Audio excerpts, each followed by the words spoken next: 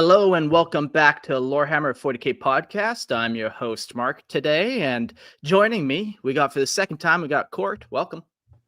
Good to be here, Mark. Thank you so much for having me on. I appreciate it. Yeah, we had a blast last time, so I said, let's do it again and bring that dude back. Yeah, this is the sequel. I like it very much so. Good to be here. Yeah, what happens when we do episode like 50 together? Is that like, we got sequels, trequels, prequels, 50? What would that sound like? It's the greatest saga of all time, I think. It's beyond triple nerding at that point, and we're just going and going and going. We're then Lord of the Star Wars trekking through Middle-earth with Dumbledore Calrissian. Wouldn't that make you like a serialized series? Is that what is that on TV? Where it's been for 50 episodes? Yeah. And that's joining us as well is Logan. Welcome. Thank you, sir. Love being here. Yeah, I found a funny number the other day that you're not a successful podcast unless you have over 100 episodes out. And it had me thinking, oh, so Lorehammer wasn't successful like that. So just barely? Barely. Huh. I don't know, man. I to quantify success upon numbers alone, I think is just that's a fool's errand. I think you really need to find out what your success is in this, and be happy with that. Like, do people know who Trevor Busak is across the country because of a stupid Lorehammer episode about the Chaos Stardies? Yes, then that is success. Perfect. That's success. I did a funny, I flew Trevor down to the studio and he was teaching me how to read some High Gothic. That was a pretty fun episode. Yeah, that's rad. Yeah, I have mentioned this podcast to a few people who aren't in the hobby at all, and they're like, "Oh yeah, I know what Lorehammer is." So this is spread out a little more than just beyond the hobby space. Yeah, so that's good. Okay, the one other fucking weird one before we get into this cool episode called the Swarmlord Tyrant Among Tyrants is I had somebody come to my Airbnb and they seen my tattoo on my chest, which is the Lorehammer logo, and he's like, "Dude, are you Mark from Lorehammer?" I'm like, "Yeah, man, I am." That's one was the wild. Yeah, that's crazy. I spent a couple days with this random guy and we just shot 40K shit for a couple days together on the island, which was pretty fun. I don't think his girlfriend was impressed by that though. She's like, "Did you book this place intentionally?" He's like, "I had no idea." Like it isn't. That's like now the Graceland. It's the Graceland of nerds instead of Elvis. It's just they go to stay in your place and hopes to see you in your Lorehammer tattoo. That's fucked. Anyways, well, welcome to the show, everyone. This is a 40K podcast. We got people on here. But before we get into the show, let's just do some quick housekeeping. If you want merchandise, if you can see on the YouTube channel, I got a nice Lorehammer banner behind me, flapping in the wind.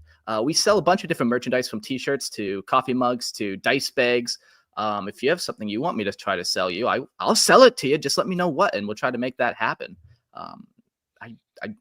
I wear only exclusively Lorehammer shirts pretty much because why not? Why would you wear anything else? There's really no point. Yeah. It's paying yourself, right? Because you give the money and then you get the money back and the shirt. So it's a free shirt. Yeah, exactly. I just lose a little in the transition fees or whatever, but whatever, that's fine. It's a 10-cent t-shirt. That's the price of the t-shirt is the transaction fee. Well, also make sure, so Lorehammer's got a Patreon. Make sure you guys join the Imperial Tithe and support the show. So those who are already on there, thank you guys so much. Really appreciate it. This obviously pushes the show forward, continues to allow Mark and all the awesome guys and allow us, like Logan and I, to be on this show and do hopefully 3 shows a week. So the ad-free version is only $2.50 a month. That's it. Very cheap. And the video version, if you want to see our beautiful mugs, is $5 a month. That's it. So again, thank you guys for being part of the Imperial Tithe. And if you're not, please consider supporting the show. It goes a long way.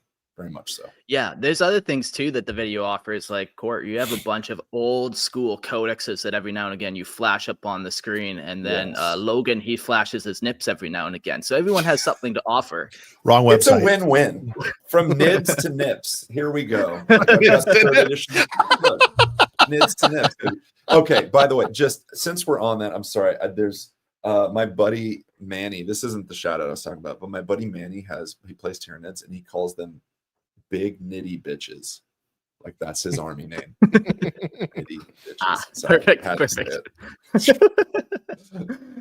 Good times.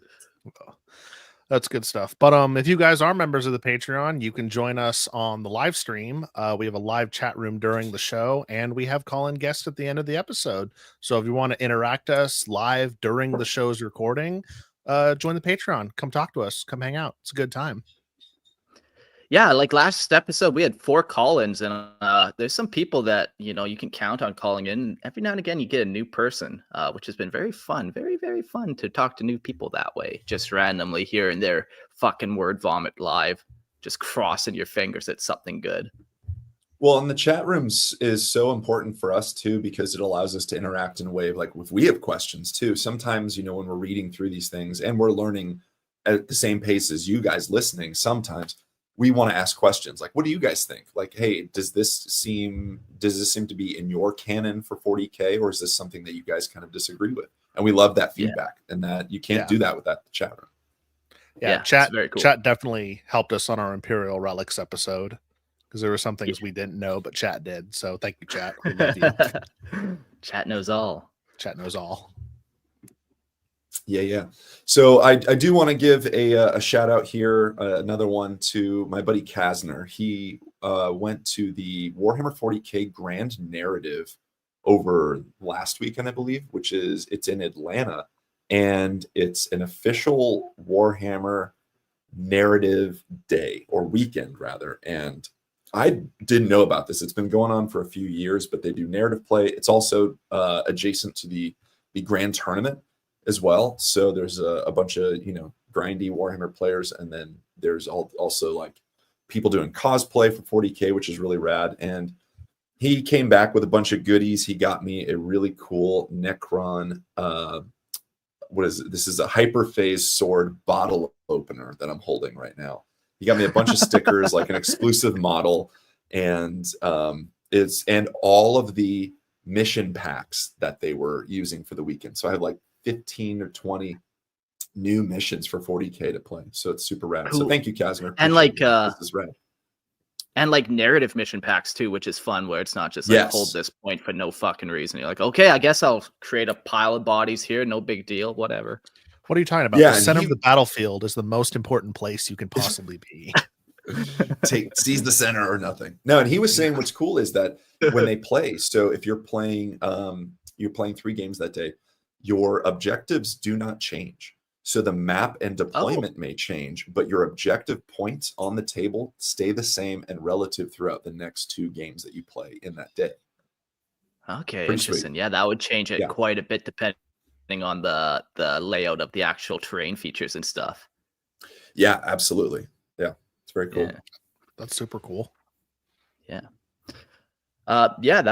That sounds like a sweet event. Over 300 people showed up. I seen some pictures there. I was just Googling of the different cosplays and stuff. If you guys could do any cosplay, what would you dress up as? Oh, man. I've always wanted to do like just the classic, like a Space Marine outfit. And wearing the stilts. Yeah, I mean, I'm 6'5". I'm 6'5". Okay. So he is. He's lying. He's like 6'12". He's huge. It would be cool to do that. I don't know. Maybe like an Inquisitor though, like because you can have a little bit more kind of I don't know, different stuff. I'm all about the accessories, like stuff hanging off of you, and like have the cool staff or something like that. And then you could just go around randomly like judging people too. And it's lore accurate. So it's very nice. What about you? I've always wanted to either be the Doomslayer or Spartan with an ODST helmet from Halo. Neither of them would survive in 40K, but that's fine. I know neither of them would survive, but those are my 2. If I was going to do a 40K one, it would probably be Shrike from Raven Guard. Oh yeah, he's a cool character. I love the Raven Guard veteran color scheme where it's the black armor with the white helmet and white arms, usually so lightning claws. They got rid of that in the newer codexes. They've been neutering the veterans, and it drives me insane that the codexes are wrong. Hey, I'll let you in on a little secret. We don't have to pay attention to anything 8th edition and beyond. All that shit is just nonsense Oh, beyond that's right. I forgot. yeah. Primaris aren't real. Yeah, There is no they can't Primaris hurt me on Rubicon. my island. They can't hurt you on your little island. You're safe. Mark, what I'm about you? safe. What would you cosplay as at Lorehammer Fest 2025?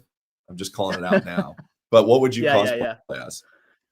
You know, maybe a Tau, I think. Just yeah, nice little slit in the forehead. See what kind of. That's like where people can swipe their cards to pay for Lorehammer Fest. Right. So you could just control them with the pheromones. Yeah. Would you be a fire I've always warrior?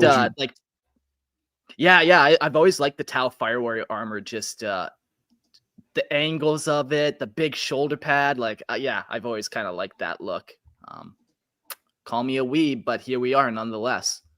I was going to be nice, cool. but yeah, they're pretty cool. Communist weeaboo. Cool. Well, let's dive into this episode. We're doing a Tyranid episode, and we're talking about the best, maybe the most dangerous Tyranid biomorph of them all, the Swarmlord, the Tyrant amongst Tyrants. What's your guys' one sentence like teaser for this guy, if you had one?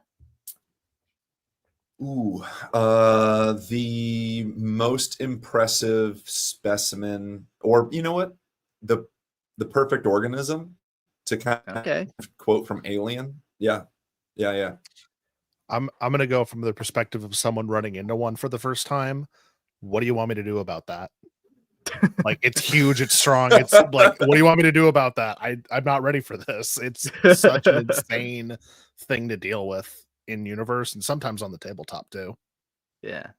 I think he holds the record for the model with the most swords. So I think that's what he should be known for. You know, not just one swords, not just two, but 4 bone swords all at once. Heck yeah. Technically, he's got 2 little spikes on his tail, doesn't he? They count. You could argue 6, and then the horn 7. I mean, goodness just saying. Gracious. Okay. More swords than you can swing a stick at. I like that for him. It's canon now. So before we dive into the Swarmlord, we need to cover a lot of different little topics that all interconnect with the Swarmlord. First, we got to cover what is the Hive Mind. Then we got to cover synapsis creatures. And then we got to cover Hive Tyrants. So it's going to take us a minute to get to the Swarmlord himself, but we got to build these levels up. Otherwise, it just won't make any sense. So let's start off with the Hive Mind. The Hive Mind is the all-consuming collective consciousness of the Tyranid species, an overwhelming psychic entity born beyond the confines of the Milky Way galaxy. It is pure alien energy, a vast gestalt of instinct and intent. Through its chosen instruments, like the Hive Tyrant, it exerts an unyielding absolute control, binding every Tyranid biomorph in a crushing mental grip and commanding their every movement with inescapable precision. This control, though monolithic, is not impervious. Should its synapse creatures, living conduits of its will, be annihilated, the Hive Mind links fractures. In the wake of the Hive Tyrant's death, lesser biomorphs descend into frenzied chaos, driven solely by base instinct of hunger and survival. It was cool in some editions when you actually did kill, I forget which edition it was, when you killed the synapse creatures, they would resort back to these like hunger or lurk, or feed and lurk. So if it was feed, they'd run towards the closest enemy, and then lurk is they would just hunker down and cover and shoot guns if they had them. I think the last one they did that was... Oh, sorry, go ahead. No, I was just saying that's on point and thematic, and I think it's great. And I know you're going to touch on this, Logan, because they've lost that in 10th. Yeah, I was going to say, I think the last time that really... Because I don't remember it being that way in 9th. The last time I remember it truly being that way was in 7th edition. Because I think in 8th, they just weren't as effective as they used to be. But yeah, my actual first game of 40K, there were 3 neurothropes that were spread out across the field, and this is when Peril of the Warps happened. So the dude rolled for one in the middle, Perils of the Warp hit, it exploded, and then I don't know how, but because it exploded, it caused the other two to have to either take perils tests or he rolled high on the dice for them. So he lost all 3 of his synapse creatures immediately.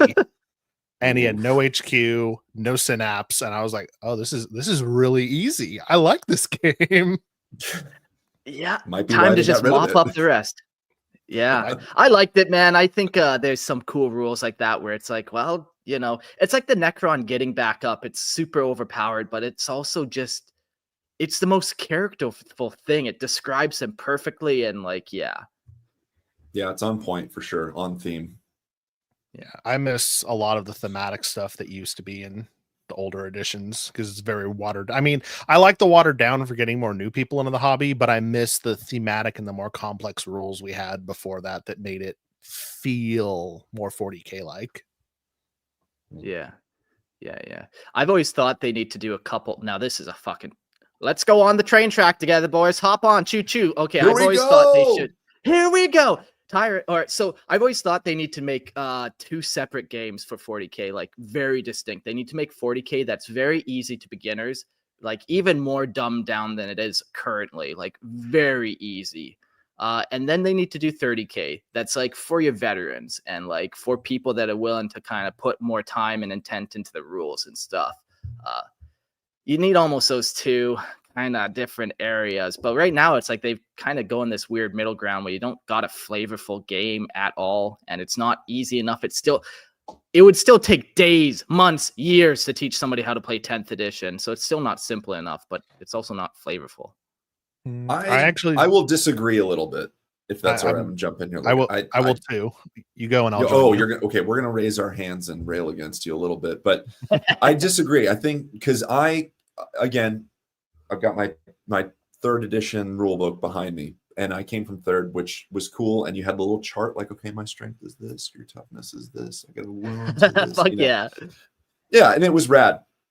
But 10th edition, having taught it to many people, it is accessible in the sense that like the rules and the structure are there. It's sometimes you need visual aid. So like I have a really good printout that's a cheat sheet of all the phases going through and what you need to look for on your data card. However, I will agree with you that going into it like in depth and, oh, okay, so I like this army. Now I need to learn every rule about them and whatnot. That can tend to just get a little stifling, especially when you're playing against somebody who has a lot of little rules that you may not know about. And they serve to be like gotcha moments in the middle of the game. Oh, actually, I get to do this because my codex says so. You're like, well, and it's not even like a tactic. It's just, like you said, it's a gotcha. Like you haven't read this, you haven't memorized this, so haha, sucker. Yeah, it's unfortunate that you need to know not only your own army, but you really need to know everybody else's army if you're going to be playing at a certain standard per se. Yeah, it's the art of war. If you know your opponent, you need not fear 1,000 battles. You don't know, you'll struggle. But I will add that this is the easiest edition to hop into, and with the addition of combat patrol games, which most of us will never play. But if you're brand new to the hobby, never done it, you buy a combat patrol, your buddy buys a combat patrol. There's no sneaky rules. There's no haha gotchas. It's just, hey, here are your 3 data sheets. Here's your buddy's 3 data sheets. You guys play on a 2-foot by 4-foot board. Have fun. There's 3 missions for it. Yeah, it's super dumbed down and simple. And then I will say, so this edition is a lot simpler. Last edition, though, when they had the codex supplements for everybody and everybody got 1,000 different attachments and 1,000 different little rules, I loved that. A lot of people did not love that because there were so many gotchas that you couldn't possibly know. But a lot of rules would be like just stupid. Like they weren't flavorful. Like they weren't like this get back up of the Necron or the Hive Mind. It was like, now I get +1, and now I get, like, it was just more like stacking pluses where it's like not, oh great, okay, cool, so now you just kill everything better, perfect. Like there was no flavor to it. And then you'd have to scour through 18 books and 18 errata and 18 FAQs, and then all of a sudden you're just like, I'm fucking out. I can't even keep up. Yeah, I think if moved away from the codex model, and I know that's been a staple of the game for so long, but if they moved away from the codex model and did more what a lot of other games are doing, where the rules are published online and they just edit them as they go, I think they would be in much better shape. And they could even keep the subscription they have with Warhammer Plus and still get revenue for it, but just let you have all the rules all the time in there. That and will keep never the codex happen. I know, Just but imagine. Never, ever happen. I know, but I'm just thinking, like, even up the Warhammer subscription cost. It's like $10 a month. Make it $10 a month or something, and then you get all the rules, all the edition. It could work. I'm all about the thematic rules too. Like I was going through. I have a little secret project right now that I may or may not announce later on, but secret project where I was going back through all the campaign stuff that I had made and worked on, and custom rules and custom, like, just mechanics and stuff for campaigns.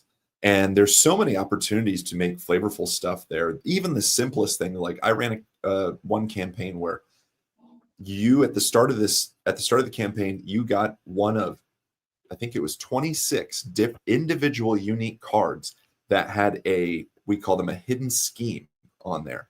And you had a special mission that you were trying to accomplish over the next 6 weeks in this campaign that no one else knew about. Cool. And everybody else had their own individual little thing. And it didn't matter what your army was. You can try and achieve this and you can get it. I think that there's too many obvious, like, I'm going for this objective marker and you know that I have these stratagems. Like, where's the surprise in war? Like, I don't like those gotcha moments like we talked about, but maybe you shouldn't know what I'm doing 100% of the time. You know, add your own little mechanics. There's a difference between the game. Yeah, there's a difference between definitely just pulling a rule out of your ass and you just not knowing what I'm going to do, for sure. Yeah. Yeah. I also think they've been moving more heavily into the competitive space instead of the thematic space, which makes them more money, but at the same time, it takes the joy and the fluff out of the hobby that we love. Yeah. That's where we come in, though. That is our job to make that 100%. Fluff and do 100%. This. I mean, truly, like, you sit down and you're going to play a game with your buddy. Hey, what planet are we on? Why are my Necrons fighting your Tyranids? Let's come up with something now. Because honestly, when those moments happen, that they're like, oh shit, I took down the Swarmlord. Oh shit, but before he died, he took out my entire Immortals unit. Like, that makes it way cooler when you can understand why you guys are fighting versus it's a Friday night, it's cool, we have the time, we're just gonna roll dice. That's great. But deep dive a little bit into it, which you can, I don't know, have a little bit more fun on the table. Yeah. Before we get back to the notes, Nemo Forever says Warhammer Plus has been too much of a shit show for them to not hard back it all the way. And then he says sunken cost. So, yeah, you know, I think they need to hire one of us nerds. No, I'm not saying one of us on here, but like a true, genuine nerd to go in there and give them a hand on what people actually want to see here. Because I feel like they don't know what the fuck they're up to. I think they have those nerds. It's just they answer to people that aren't nerds. I literally 2 weeks ago just canceled my Warhammer Plus after like 3 years. I was like, this is not worth it. Yeah.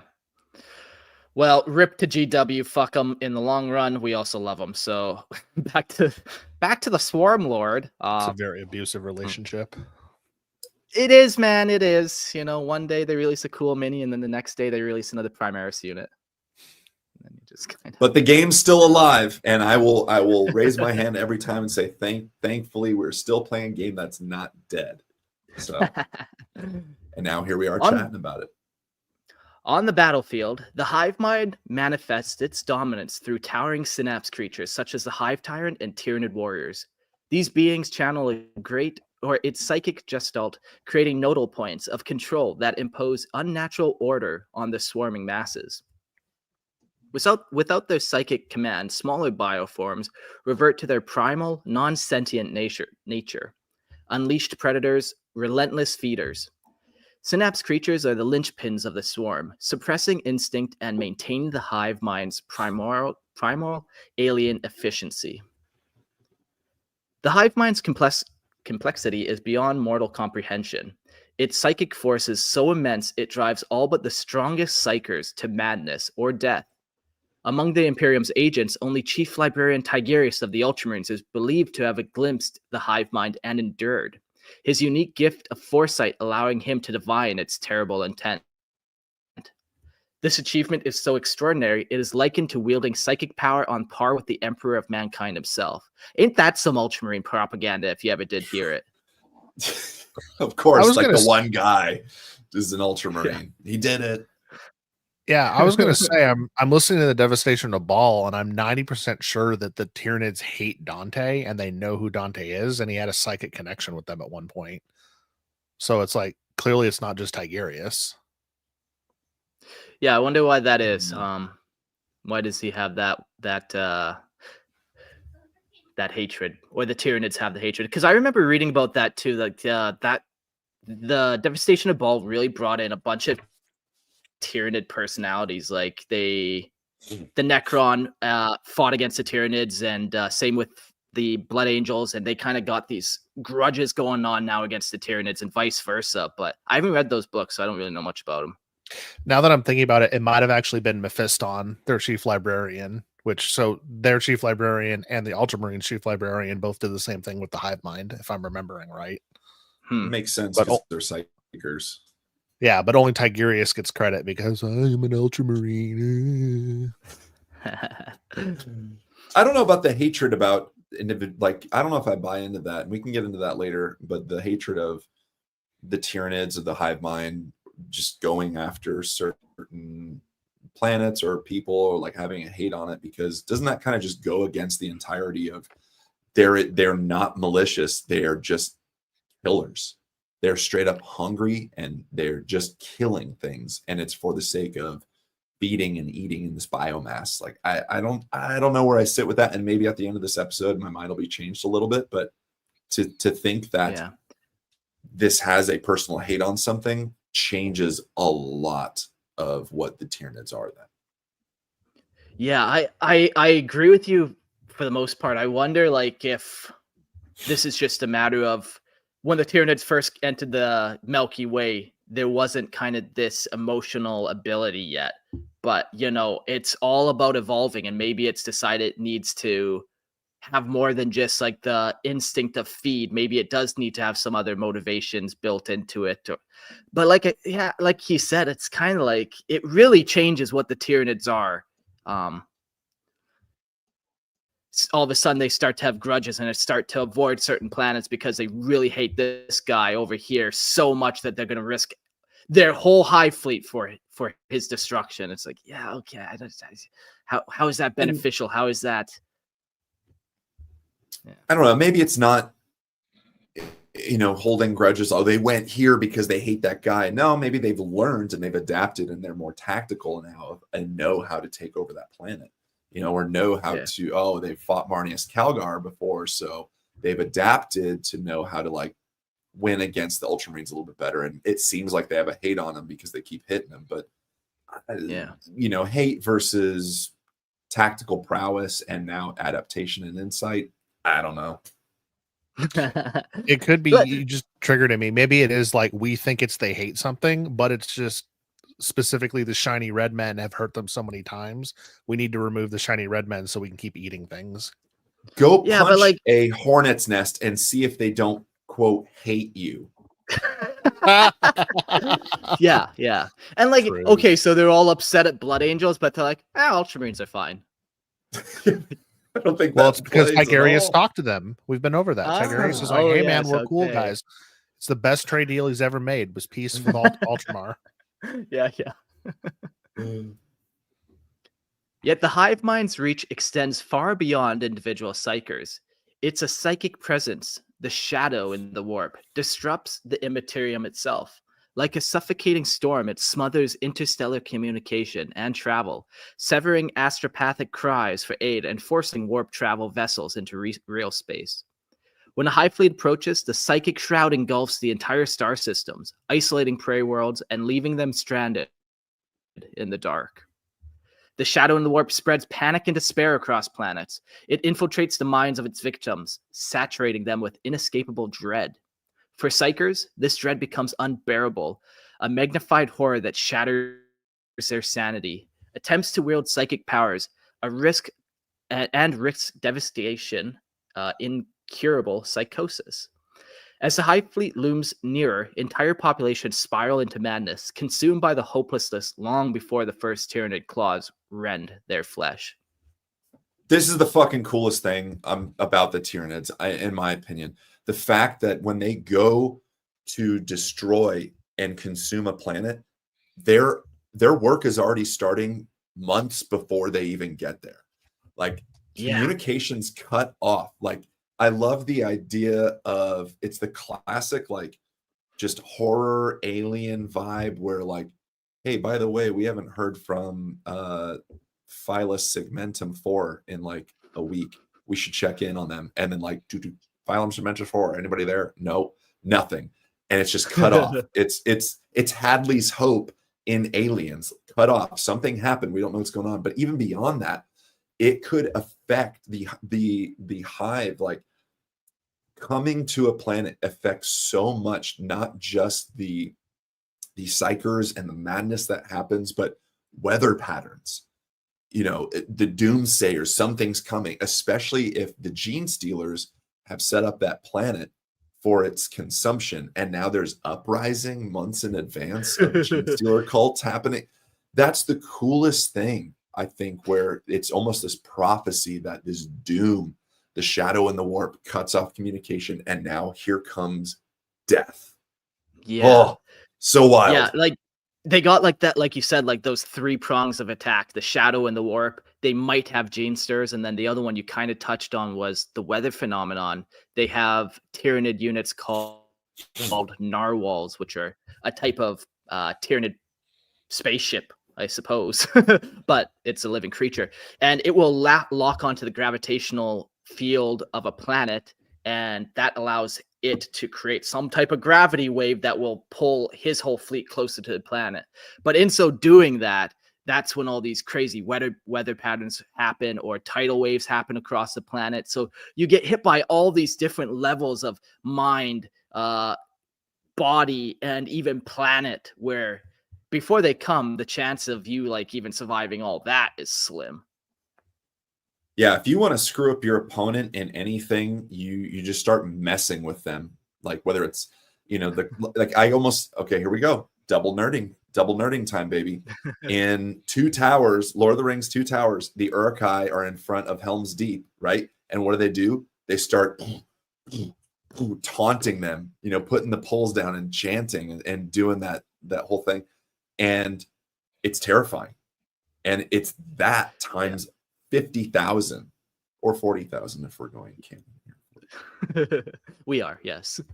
Yeah, no, I love it, man. It's truly like the most terrifying, the most alien, and just the most, you can't do anything about it. You know, if Necron are coming to your planet, at least you're like, or if orcs are coming, at least you're like, I'll pick up my las gun, and at least I have the comfort of my las gun.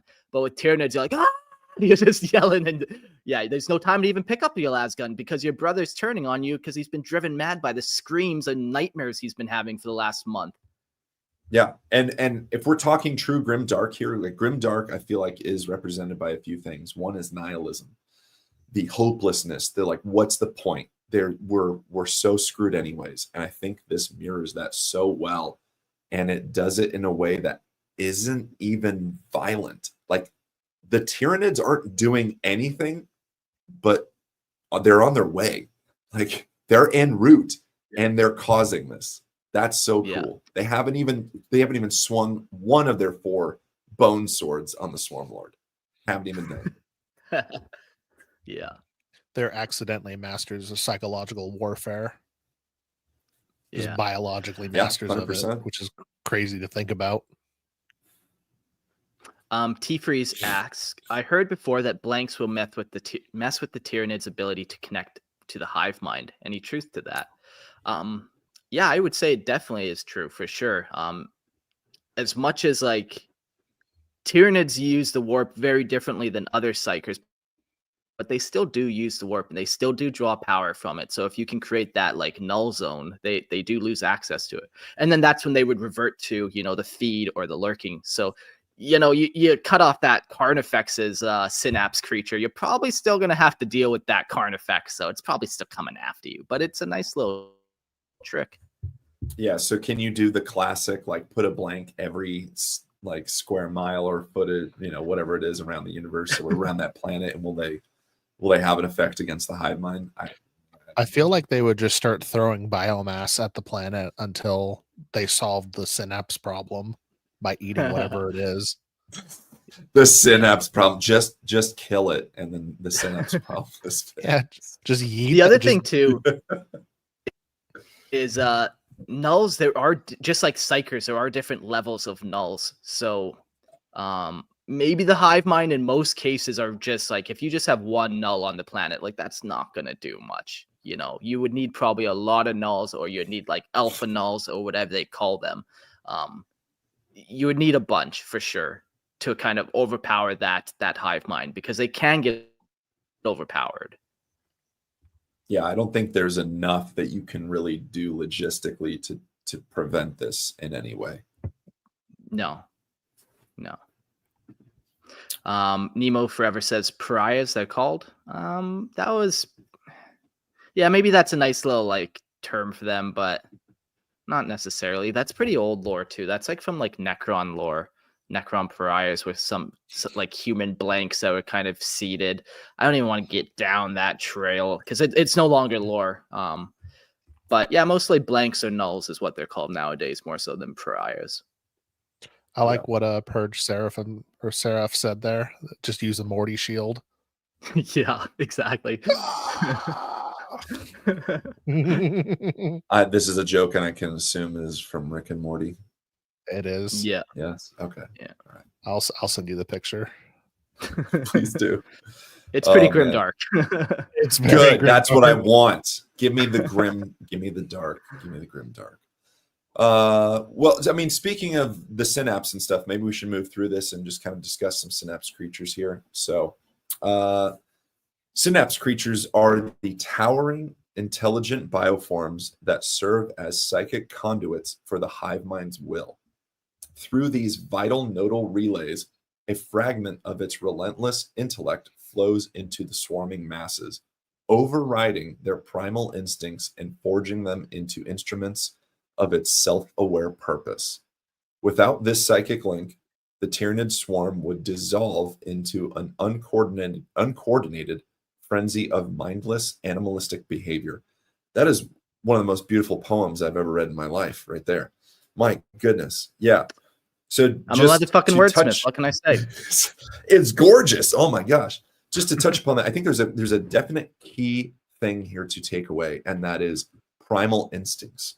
So the synapse creatures that allow this hive mind's will to be spread across the battlefield, kind of like a relay, like it said, overrides primal instincts. Now, these primal instincts are to kill and to feed.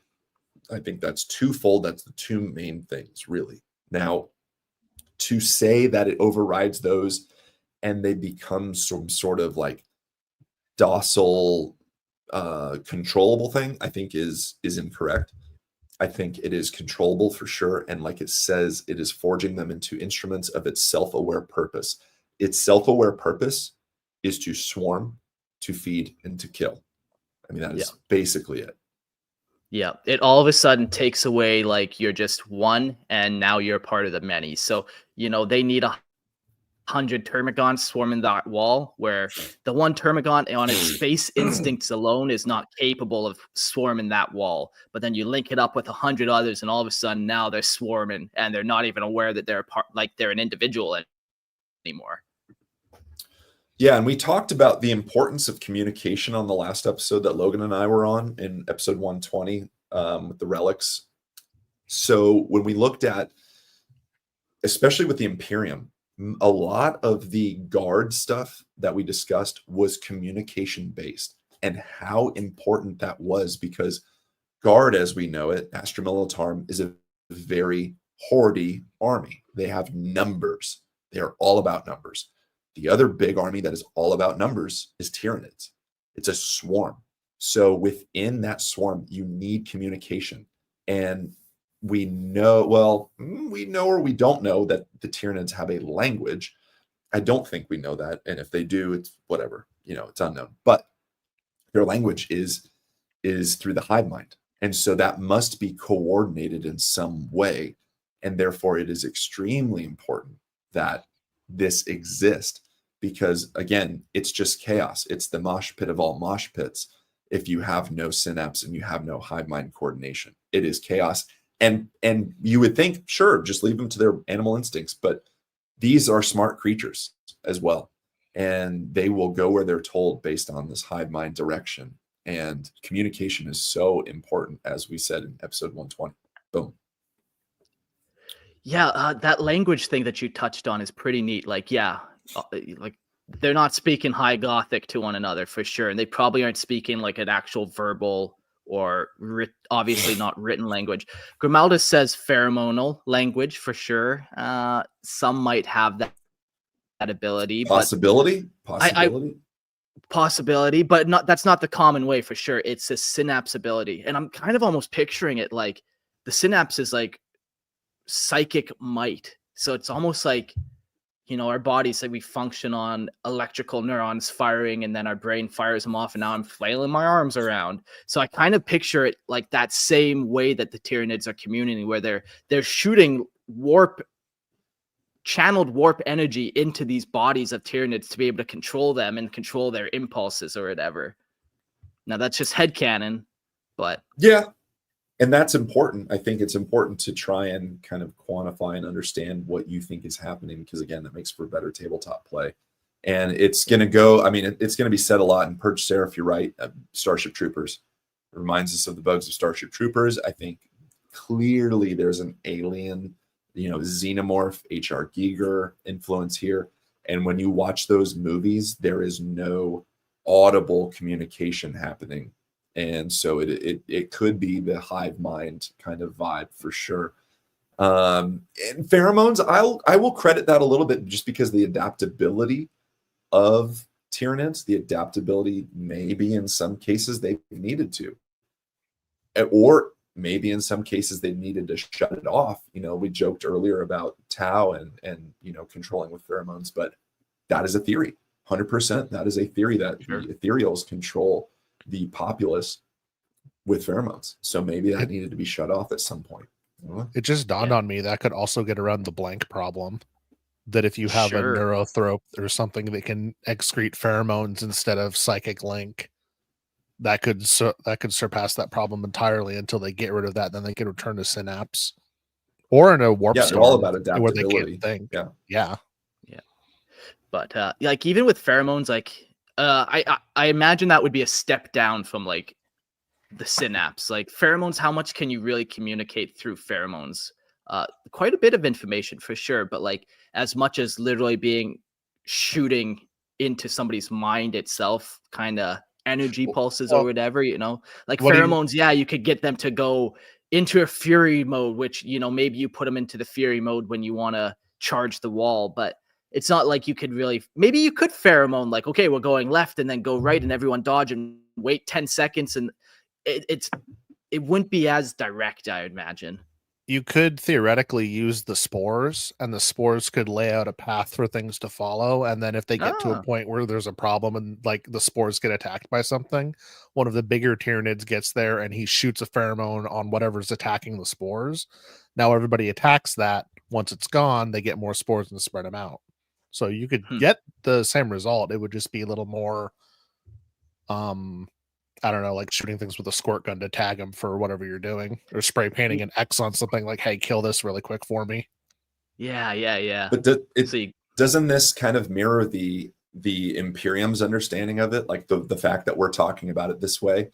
And if you read codexes, it's all supposed to be from the Imperium's standpoint, and we're just kind of like, well, maybe it's this, I don't know, it could be pheromones, maybe it's they just tell people where they're going. I think the fact that we're confused and we're debating on it speaks to the strength of that lore.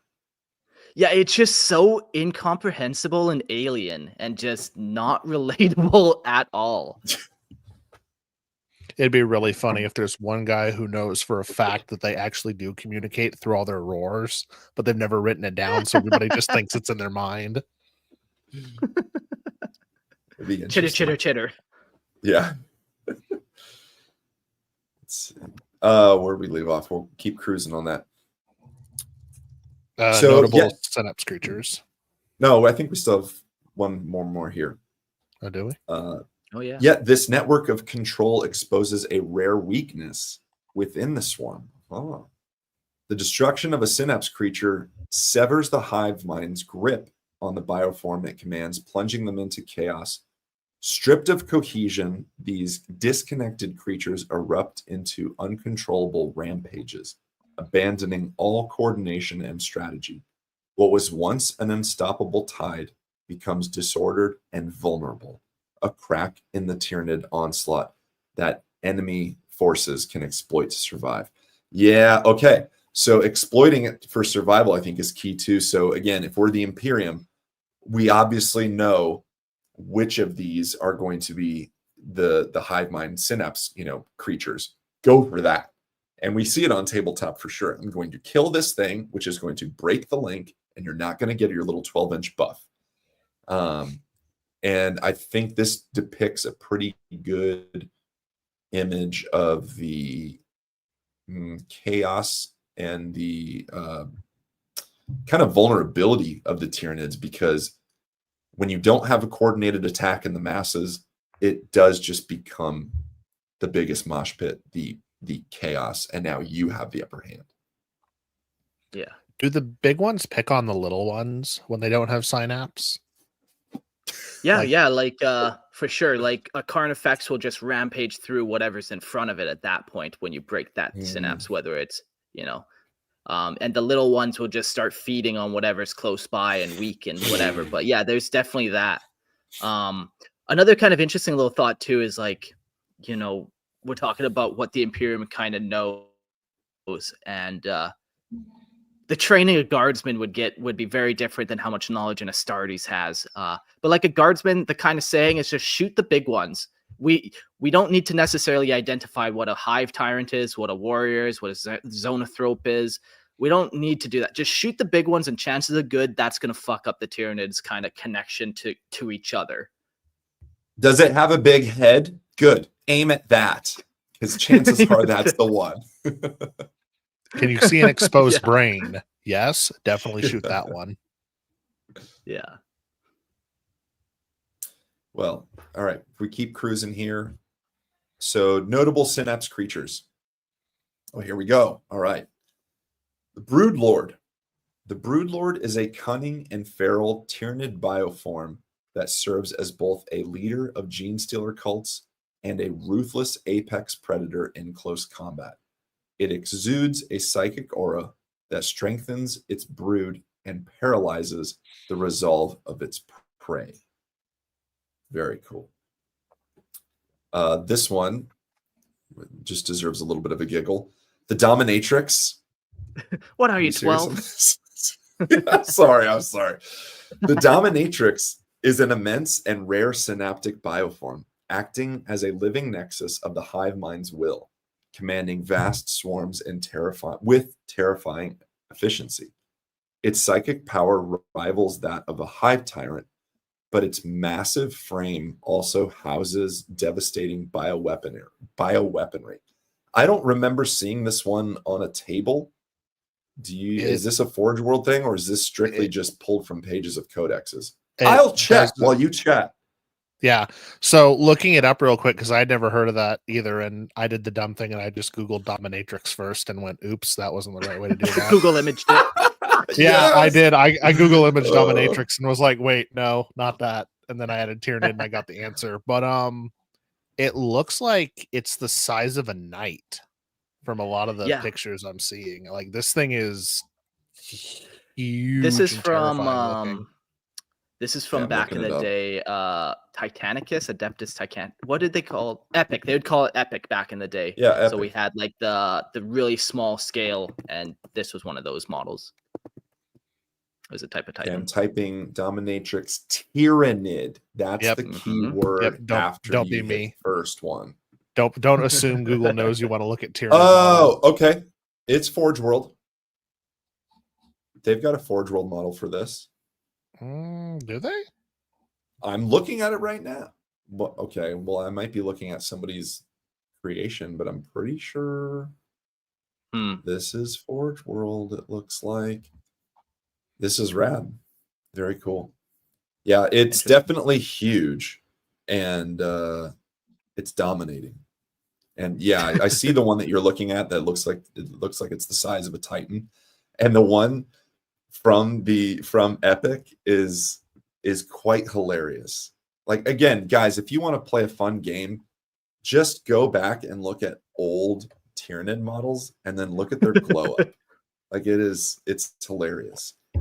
I've always liked to think that the older Tyranid models were like the first, like, you know, it was Hive Fleet Behemoth, and then Hive Fleet Leviathan is the 3rd edition jump, and then we're now at Hive Fleet whatever, which is now all the new minis. So you kind of actually have the evolution of models match up with the evolution of the lore and the Hive Fleets. But once again, that's just my madness. I like to think about it alone at night. I love that.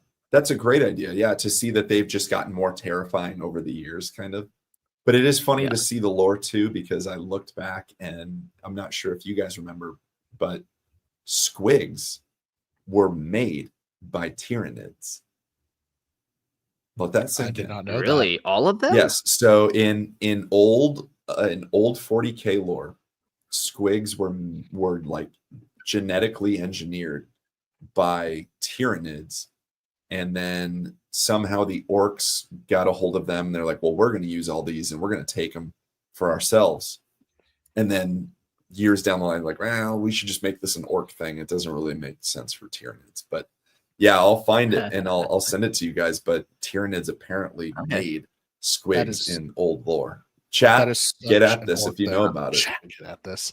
But I was kind of to agree with you. I can see that where the older or the older Tyranids were the Tyranids, and then as the editions gone on, the models got better. They kept evolving, and this is now their current evolution.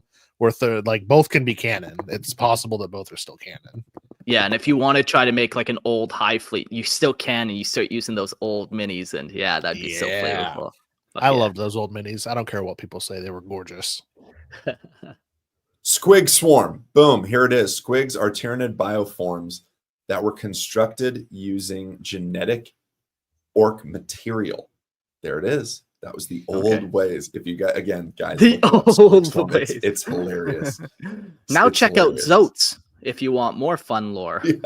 Yes. Oh, man.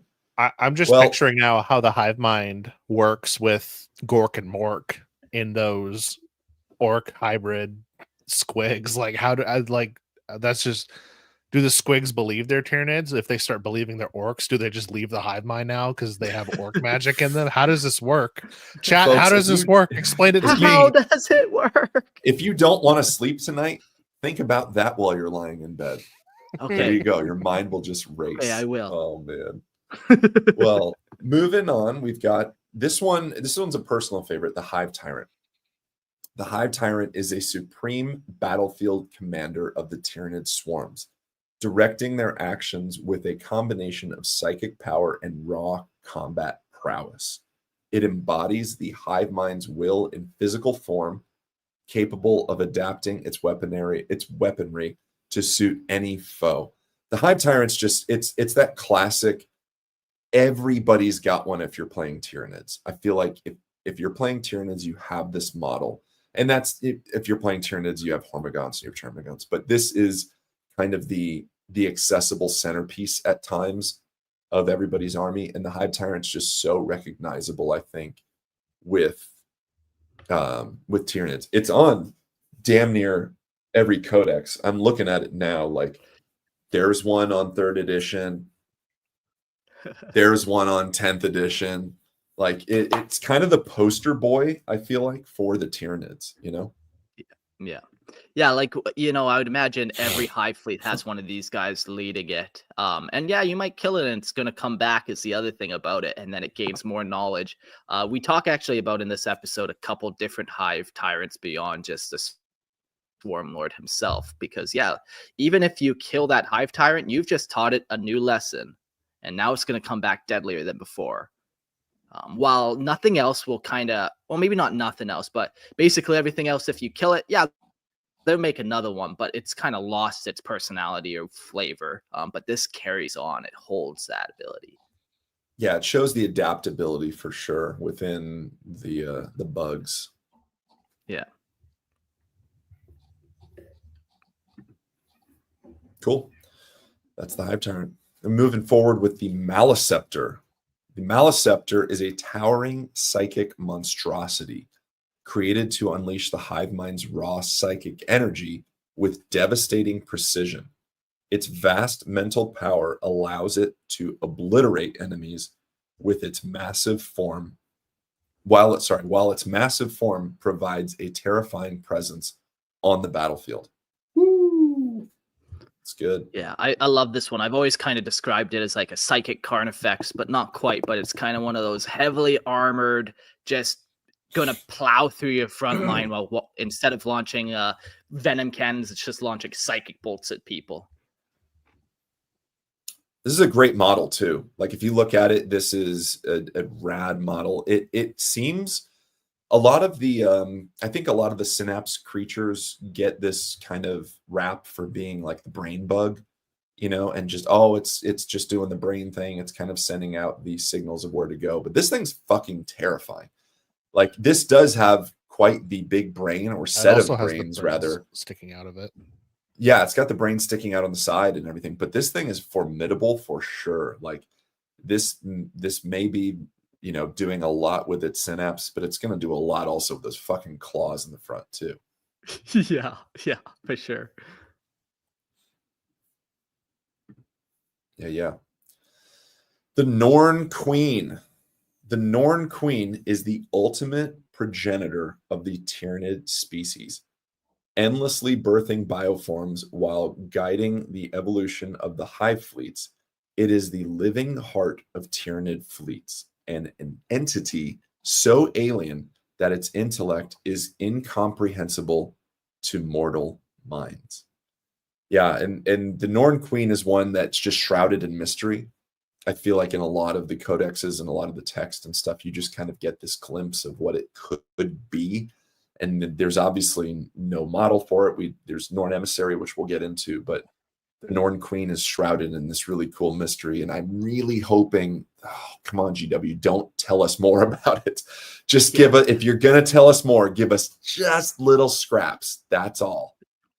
Yeah, because the other thing about the Norn Queen is you don't really see it on battlefields, and you shouldn't because it's part of the fleet. It's like the birthing creature on the ship, so they're not really sending it down to the planet, although they could, but chances are good they're like hooked up to the ships and the feeding capillaries and all that kind of stuff, and they're just these like bloated birthing creatures, you know.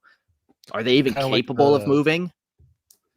I was gonna say kind of like the Queen Alien that we saw in I don't think it was the one in Aliens, but I think the one in Alien versus Predator. Well, there was one in there, but don't you dare reference Alien versus Predator over Aliens. Jim Cameron is a genius, and what was it? Paul W.S. Anderson. Terrible movie. Logan, that's a spanking on you. I'm sorry. Well, our friendship is damaged. The dominatrix is coming for you. The dominatrix. Don't tell my wife. No. But no, I like both movies, first of all. But I just remember, yeah, it was in both, I guess. Which one? Yeah, we first saw it in Aliens. I know, but I was thinking more of when she was chained up more in Alien versus Predator. Like she was more trapped than she was in Aliens, if I'm remembering right. So yeah, I'm picturing that where she's just like trapped in the ship kind of thing going on. Oh man, there's so many things I want to yell at you about right now. But it's like, yes, she was trapped. This is our quad nerding right now, or triple nerding. But yeah, she was trapped on the ship because the Yautja, the predators, had essentially, and it wasn't even a ship, it was a temple in Antarctic. Yeah, and temple. I meant temple. That's my bad. Yeah. Okay. We're good. But yes, in Aliens, the queen was like kind of, forgive the term, like bioformed into that area, and all of that stuff that was kind of surrounding was organic. So I like the idea. And again, Tyranids are all organic. So when we say like Tyranid ships and stuff like that, it's a living thing. And the idea that this is kind of hooked up in some way, like you're talking about, Mark, I think is rad. And just its purpose is to control and to create. Yeah. Sorry. Nemo Forever says, I imagine that sometimes they might land on planets if they're making more nids in a hurry.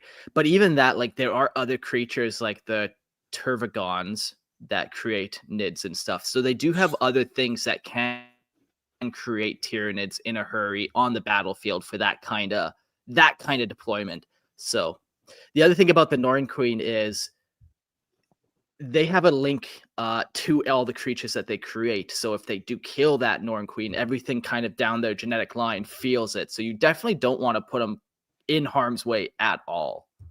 I was going to say, I think it's too risky to even bring that type of creature down in there. And they know that. Again, that's why you don't see him in battles. I was going to say, what if she is ship-sized? Because it says she's in the heart of the Tyranid fleet. What if she's like an aircraft carrier at the center of a regular fleet? She's just this massive biomass that's turning out other giant biomasses who in turn make smaller ones. But like you said, if you kill her, it trickles down the line. That would make sense if she's a ship-sized in the center of the fleet kind of thing. Yeah. That'd be cool. Keep your queen safe. That's right. Always. The Neurotyrant. The Neurotyrant is a psychic behemoth that amplifies the Hive Mind's influence, drowning enemies in an overwhelming psychic presence. It is both a battlefield terror and a synaptic link, ensuring the Hive Mind's dominance over its swarms. Neurotyrant, that's we've got a model for this, and that's a new model. That's a 10th edition rather. It's it's a new model. That came out very cool. It came out in the launch Leviathan. The Leviathan launch set had the and now it's not in the Combat Patrol, but it's in like the Imperium version is the Heroes Imperium. It's its own thing. It's that, the Screamer Killer, and something else. I think maybe the Prime or something. Those are all in one little box now. Yeah, they kind of came out with this whole range of neuro nids. Like they got little ones, they got this big one, they got a couple. I've added to my episode notes ideas where, it would be interesting to kind of see why not just, if you have the ability to make a bunch of psychically connected nids without kind of the need, if they can all be synapse creatures, why not just make them all synapse creatures? So I'm kind of curious to dive down on this little rabbit hole of why they came out with these guys all of a sudden. Why have psychic or synapse hormigons and not have them? Like what? Yeah, maybe it takes a little bit longer to birth some synaptic hormigons, but also like you would think that little bit of time would be worth it to grow that brain to just that much bigger, but maybe not. Maybe just I think that's that much more resource. Yeah, it's a deep rabbit hole to go down to, and I like it. Again, here's us as the Imperium, like, why don't they just do this? What the hell? Stupid nids. Yeah, stupid nids. We're better. I don't know. I think it's interesting to ponder and to kind of wonder, like, is it a resource thing? Or is it strictly like maybe it's a kind of a CYA, like cover your ass, like we don't make synapse hormigons because maybe they did that once and it did not work out. Sure. Like if maybe you want your foot soldiers to just do one thing, don't give them a brain. Yeah, maybe just too many cooks in the kitchen type mentality where it's like, okay, now they're all thinking perfect. That's not what we needed. We needed the swarm. So yeah. Yeah, but just another tool in their toolbox. Yeah. I haven't looked at them, and I haven't actually seen anyone field them, but I think the new Neurogons are kind of worthless on the tabletop, from remembering right. Yeah, they're the smallest, like, synaptic form, I think, that we've seen so far. Yeah, they're in Leviathan as well. Yeah. Yeah. Neuro Tyrant. Super cool. Great model too. Honestly, like that's such a kit bashable model. Yeah, beautiful. Moving forward, we've got the Neurothrope.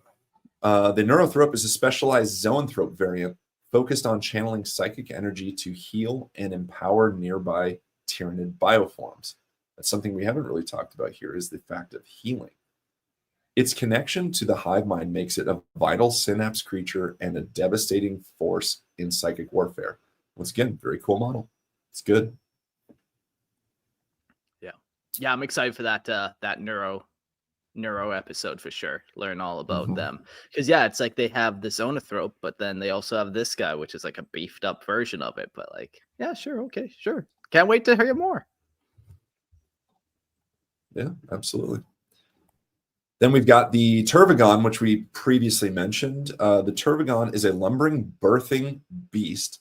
I'll say it again. A lumbering birthing beast that Mama, spawns. Is that you? I was going to say, I didn't know your mom was in the script. Gotcha, bitch. Gotcha. The Turvagon is a lumbering birthing beast that spawns endless waves of termagants to overwhelm its prey. Its presence inspires lesser bioforms and maintains the hive mind's grip over its swarms, making it a linchpin in Tyranid invasions. It's such a cool idea that something is down there on the battlefield producing these, like just constantly getting them out there. And the funny idea that it inspires lesser bioforms, like its presence inspires lesser bioforms, like that's just so cool. Like, hey, we got more of us, let's go.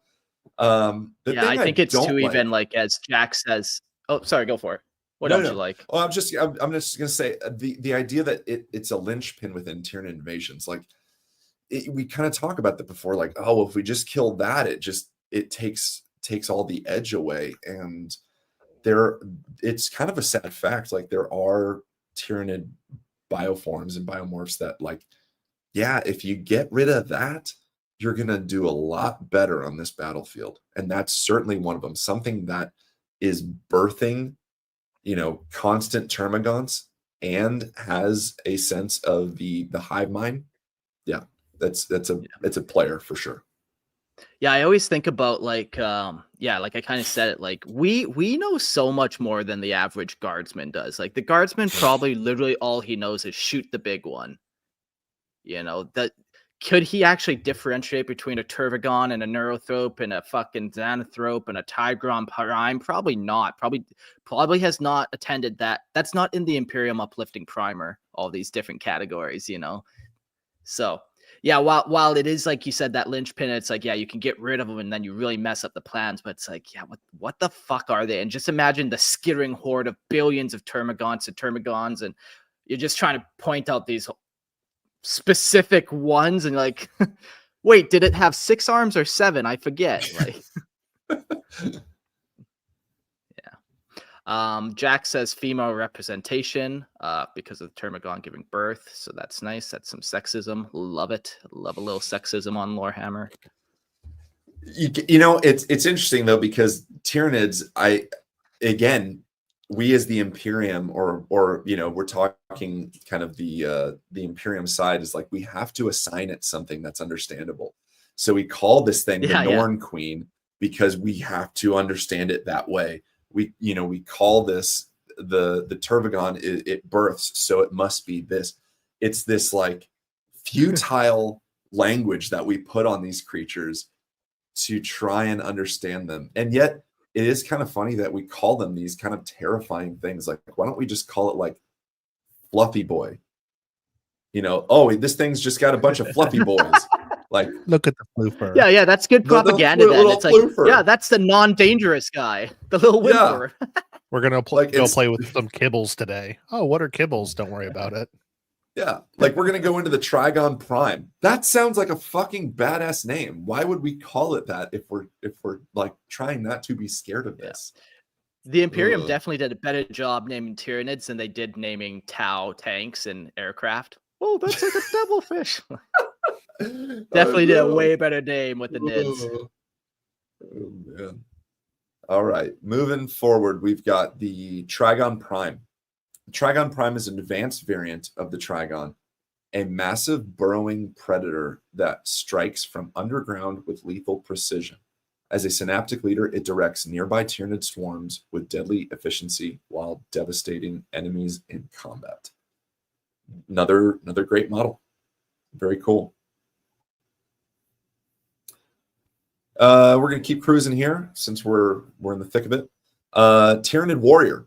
So the Tyranid Warrior is a versatile and resilient synapse creature serving as a key link between the hive mind and its lesser bioforms.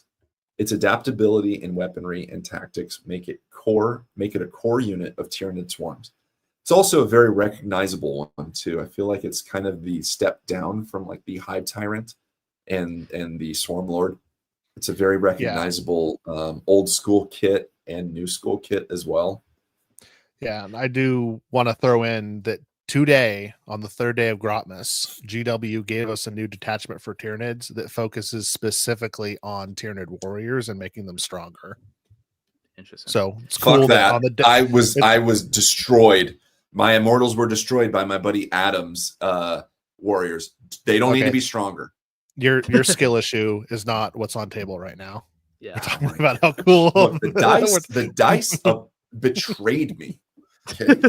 Okay, your skill issue is not what's on the topic right now. Yeah. Learn to roll dice, man. Why don't you just roll sixes? That's what I do. Yeah, just box cars all day. Just get fine. better. Yeah, but yeah, no, it's like you said, the Tyranid warrior is so recognizable. Like if the guardsmen were ever shown any type of Tyranid of like what to look out for, it's probably if you see a Tyranid, a hive tyrant, call the higher ups. You know, that's alpha priority. And if you see Tyranid warriors, that's also alpha priority. You know, hopefully your guardsmen can pick out those two. But beyond that, man, there's probably not much they're picking out. No. They're just looking over the top of that trench going, we're fucked. Yay. Retirement comes today. Right. That was one really fun thing in the Space Marine, was seeing the swarms of Tyranids that were just sprinting towards you, and you can shoot them as they're coming, and it does not do anything whatsoever to the overall numbers that are attacking you, but it's so fun and cinematic. Yeah. And if you don't have Space Marine 2, guys, and you don't have access to that, and you want a really, really good like Tyranid experience, as I said before, go find your local hornet's nest and punch it. See what happens. That will give you a little bit of a flavor. Don't do this. Nobody really do that. Yeah, Lorehammer Legal does not recommend such a course of action, but do it in Minecraft. Hey, you do it your life. Live. Live your life. Live your life. Live, laugh, hit a hornet's nest. It'll be fine. Live, laugh, hive mind. Oh man. All right, the Zoanthrope. The Zoanthrope is a psychic powerhouse designed to channel the hive mind's immense mental energy into devastating warp-based attacks. Its presence on the battlefield is as much a weapon as it is a vital synaptic link for the swarm. So the Zoanthrope, if you look at that, it's going to be basically the same as the Neurothrope, if I'm not mistaken here. So the Neurothrope is kind of the captain per se of the more veinier of brains. Yeah, it's the veinier, and it has like, it kind of has the I don't know what you call, like the spine that kind of comes up, and when you have a unit of these, it's got one of the three can be a Neurothrope or a Zoanthrope. A Zoanthrope and then the Neurothropes. It's an antenna to boost his signals. Yeah. Yeah. And it's said in so many of these synaptic creatures that it's channeling the hive mind's immense mental energy. So I think a big takeaway from, since we kind of finished out the synaptic creatures here, is is that the hive mind is huge. It obviously has to be to communicate throughout, you know, going from what we call a Tyranid ship out in orbit, all the way down to the battlefield and amongst the entirety of possibly the planet. So this thing is massive. The link that has to happen must be direct, and these creatures are channeling. It's like a funnel. It's funneling down this immense mental energy into an actual attack and also communication. So the hive mind has kind of two things that it does: is it's communication, and it's also like kind of what we know as the Imperium is like warp blast almost. So with this thing can actually just fucking shoot like hive mind energy at you. Yeah, like going to kind of just that line chart, that nodal chart of how the Tyranid hive mind works. There is only one Tyranid hive mind, and that goes to every fleet and is connected to every fleet. And you might be able to separate it, and it almost creates like, okay, so if you have 3 fleets entering the galaxy, they're all connected, and as they branch out, they still are connected in the back tendrils of the hive mind.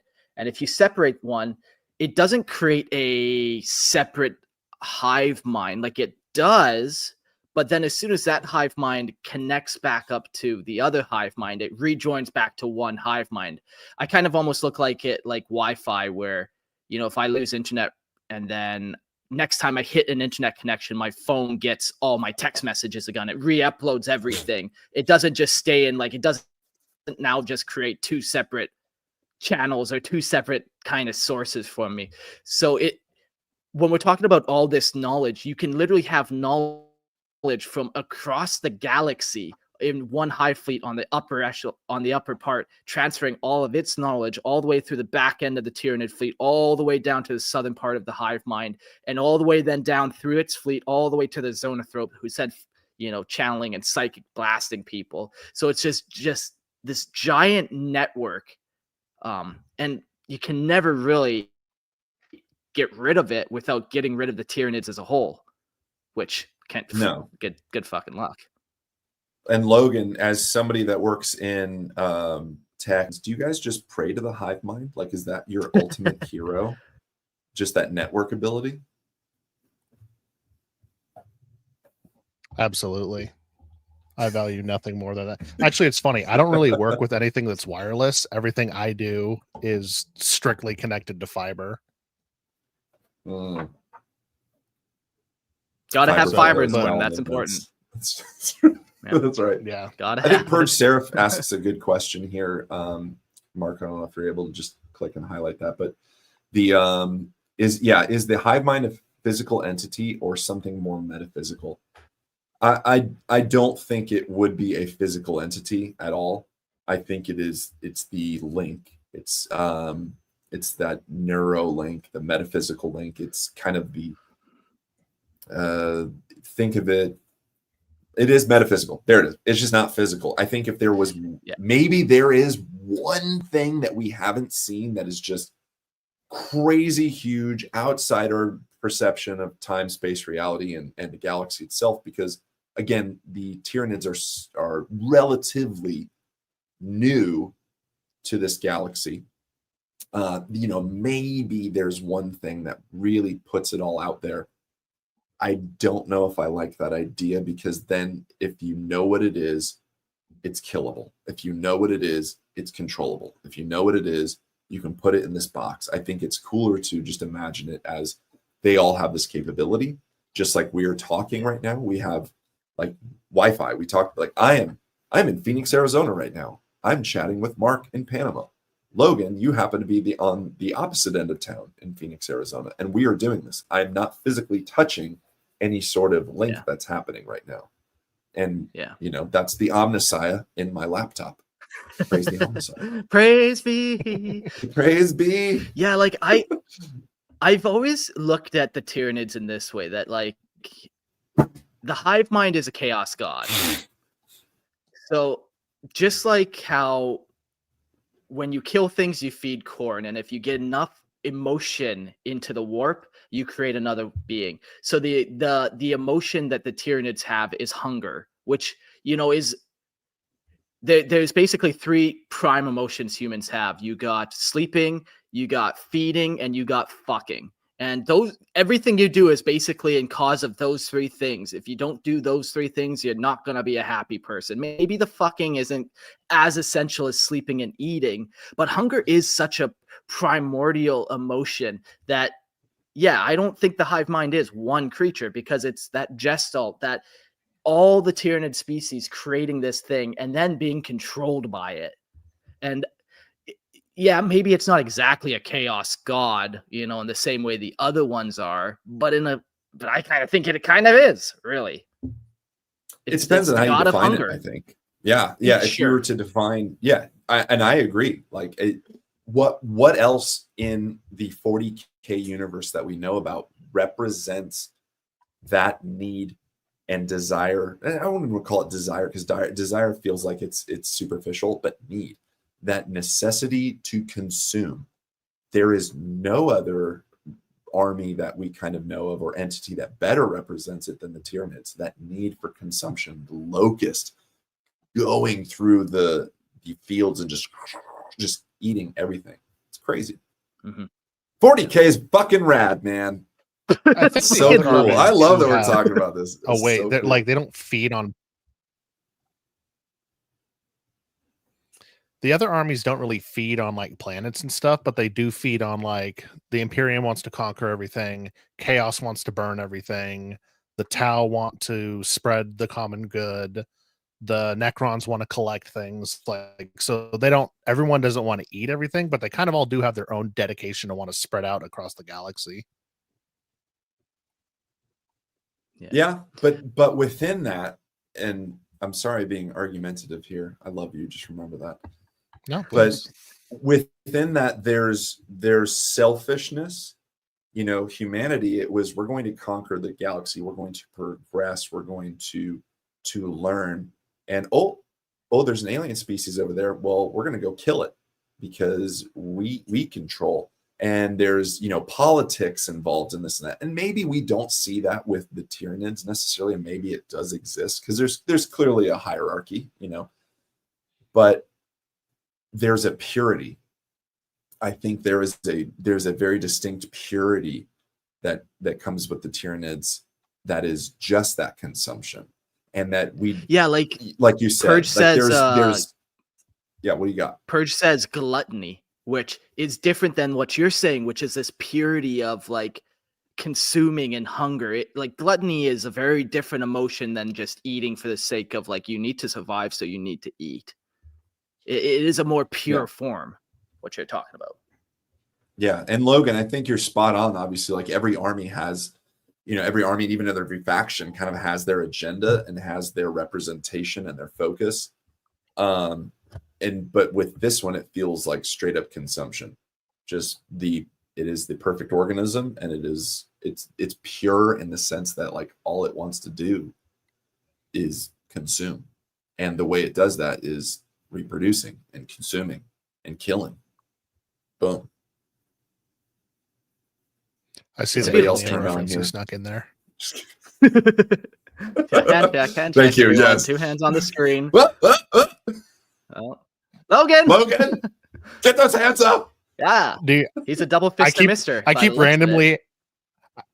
keep randomly having it drop and pause for a second, and then I come back and you guys are go, Logan. I'm like, I don't know what I did. I know, it's funny. I start seeing that, like, I took it initially as just like this spiteful, like, fine, I'm not going to talk for a moment, but there's just a little bit of a delay. Yeah, our hive mind isn't operating perfectly. We're not in sync right now. It's because I was talking crap about the Omnissiah earlier today, so it's punishing me now. How many incense did you light? Don't worry about it. You needed to do the proper prayers. Oh my gosh. Jeez. Oh man. Anyways, that's synaptic creatures. That's pretty rad. The diversity there. There's a lot. There's a commonality and there's a huge diversity too. So there we go. Yeah. Up next we have Hive Tyrants. And Hive Tyrants, or the Tyrannicus Prefactor is a towering Tyranid bioform, All right. an apex synapse creature that commands the swarm with relentless precision on the battlefield.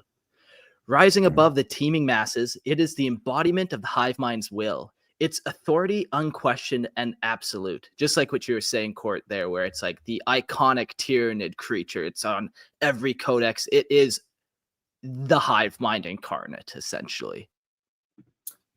Yeah, it's so recognizable, and I think, to be honest, kind of because if you look at, I'm going to once again just grab the old school codex, but like if you look at the old school Hive Tyrants, it has a very alien, and I mean xenomorph vibe. Like I'm going to try and bring up a little bit of the Hive Tyrant. Like here's a winged Hive Tyrant. And this is why also you pay for the video on Patreon, so you can see what I'm holding up. What a cool color scheme. But if you look at oh, totally, right? It's kind of that like greenish blue, but it's got white armor and stuff. That the Hive Tyrant is so clearly inspired by the Queen alien from Aliens. So I think that's part of the recognizability is like, even if you don't play Tyranids, you know what that is. Even if you maybe don't really know what 40K is, but you see that image, you're like, oh, I've kind of seen that before somewhere. It's like the poster. Yeah, almost like, you can look at demons, chaos demons, specifically like bloodletters and bloodthirsters, and you're like, oh yeah, that's a type of demon for sure. You know, it's that like that mythos almost, not quite mythos, but like imagery would be the word that we all can kind of recognize as a human collectively, for sure. I think that would be actually just a fun episode to do also, and maybe that would be a Patreon exclusive because we need to see images here. But like, what is the poster boy, of each army and faction? Like, and we can just kind of debate and bring our own little ideas of like, ooh, what's the one Tyranid that's recognizable? What's the one Dark Eldar that you would like? Yep, that's it right there. So that could be pretty rad. Yeah. I'll jot it to my list. It grows every day, which is perfect for me. Yeah, there you go. More content. While wielding immense psychic power, the Hive Tyrant remains utterly immune to the corruptive touch of warp demons, a chilling testament to the soulless nature of individual Tyranids. Yet the Hive Mind's gestalt consciousness forges a vast and invasive psychic presence in the immaterium, known as the Shadow in the Warp, a suffocating force born of the Tyranids' collective will. As a battlefield commander, the Hive Tyrant's synaptic link to the Hive Mind makes it indispensable, a living nexus through which the swarm's strategy and coordination flow. It is both a weapon of psychic devastation and the nerve center of Tyranid forces, ensuring their primal alien efficiency in annihilation. Its role: Hive Tyrants are towering monstrosities. Their hulking forms dwarfen even the mighty Dreadnought. Encased in hardened carapaces and shaped by ceaseless mutation, they are unlike any other Tyranid biomorph, evolving their unique genus designed for dominance. Their psychic connection to the Hive Mind is unparalleled, making them the ultimate conduits of its will. Through them, the Hive Mind crushes the swarm's primal instincts, replacing chaos with relentless purpose, driving the Tyranids' hordes with a cunning and tactical brilliance that eclipses even the most celebrated strategists. It's interesting that this guy has even more psychic connection, or maybe not psychic connection to the Hive Mind than the dominatrix or the zoanthrope or even like a broodlord. Like this one, it's the key there for sure. I wonder if there's a allowance of like how much is given of the Hive Mind, because we go back to things like the zoanthrope, which can actually use some sort of Hive Mind blast, but it must need a little bit more or a lot more of that Hive Mind energy per se, or that link, in order to do so. And with the Hive Tyrant, that might be the similar vibe as well. Like it feeds off a lot more of that kind of that link itself, and maybe that's what makes it more aggressive, or maybe that's what makes it stronger, or I don't know. I think that's a really cool point to bring up, like that it somehow has more access to it, I guess is the word. I don't know. Yeah. There's some examples of like Tyranids when you kill them, and if they're around a synaptic creature, even though you blasted their head off, their body is still going forward for a little bit before it kind of fully collapses. And yeah, Tyranid Hive Tyrants would have even just that much more, I think, ability to kind of just be possessed by the Hive Mind. For sure. Yeah. Fuzz asks, does the shadow in the warp mess with the connection of the chaos forces to the warp?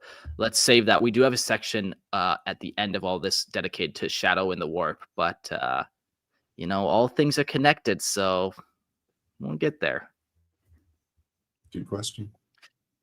Created to both outthink and overpower their prey, Hive Tyrants possess a rare intelligence and a chilling degree of self-awareness. Though enslaved to the Hive Mind, they wield autonomy in pursuit of its goal, reacting to battlefield chaos with the adaptability that makes them perfect instruments of annihilation.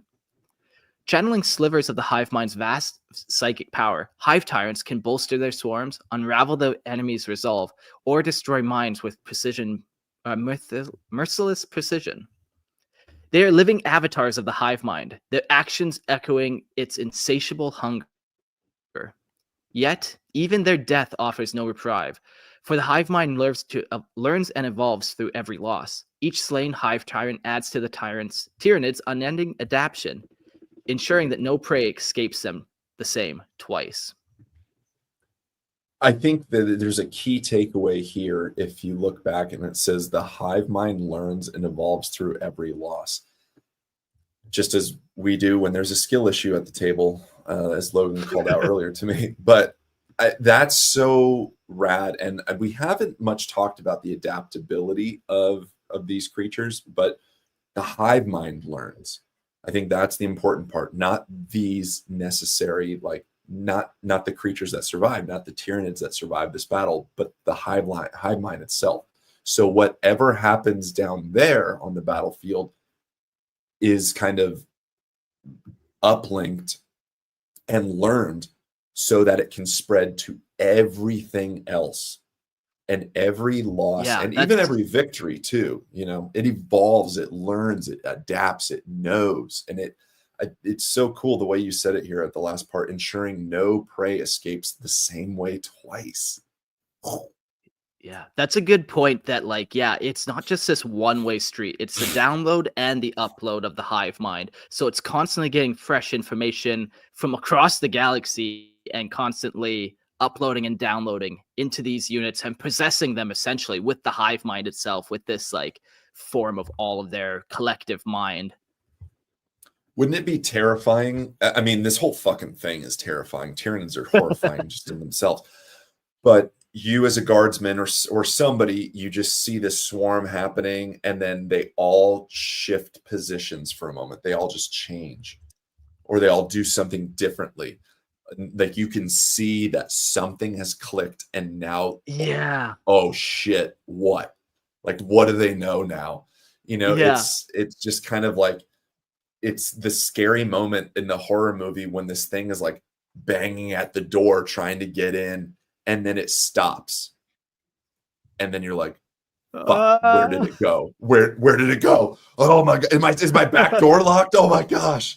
And I, again, here we go back to the Aliens reference, but it's in that scene in Aliens where it's the classic, like they're reading the little, and they're like 5, 6 meters, man. Oh, they're right under the floor. That can't be. They're right in the room.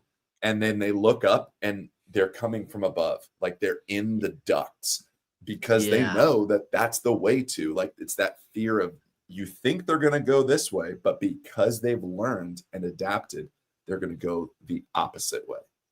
Exactly. So cool. Classic scene. Yeah. Mm-hmm.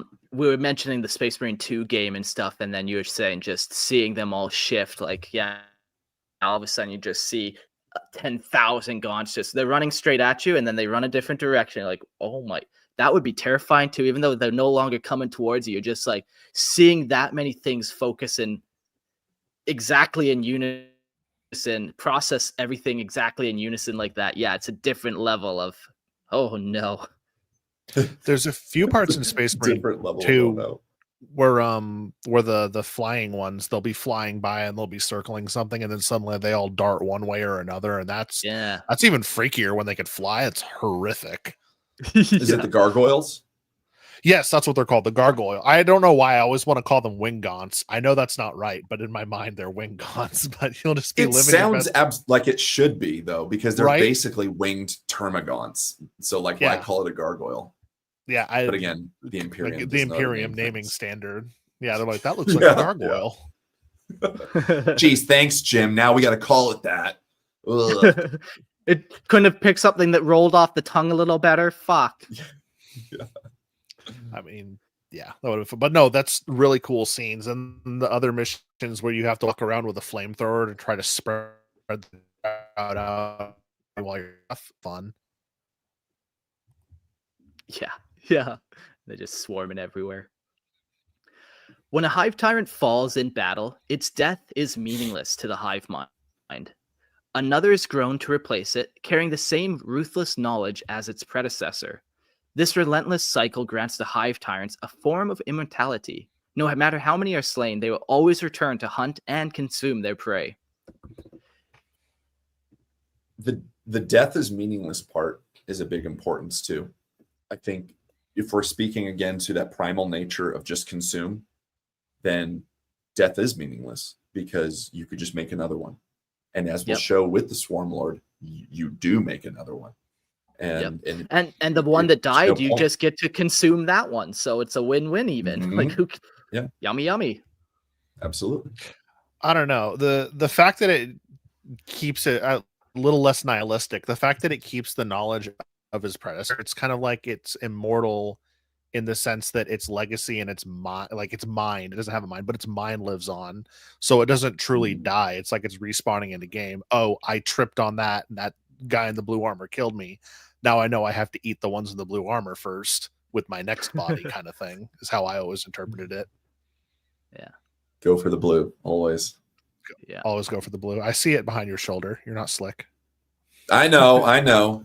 Space Marine Jim is here. Wait, this way we turn. There he is. Yeah, there he is. Staring at you, judging So you big. in your way. I was going to say he looks very judgmental.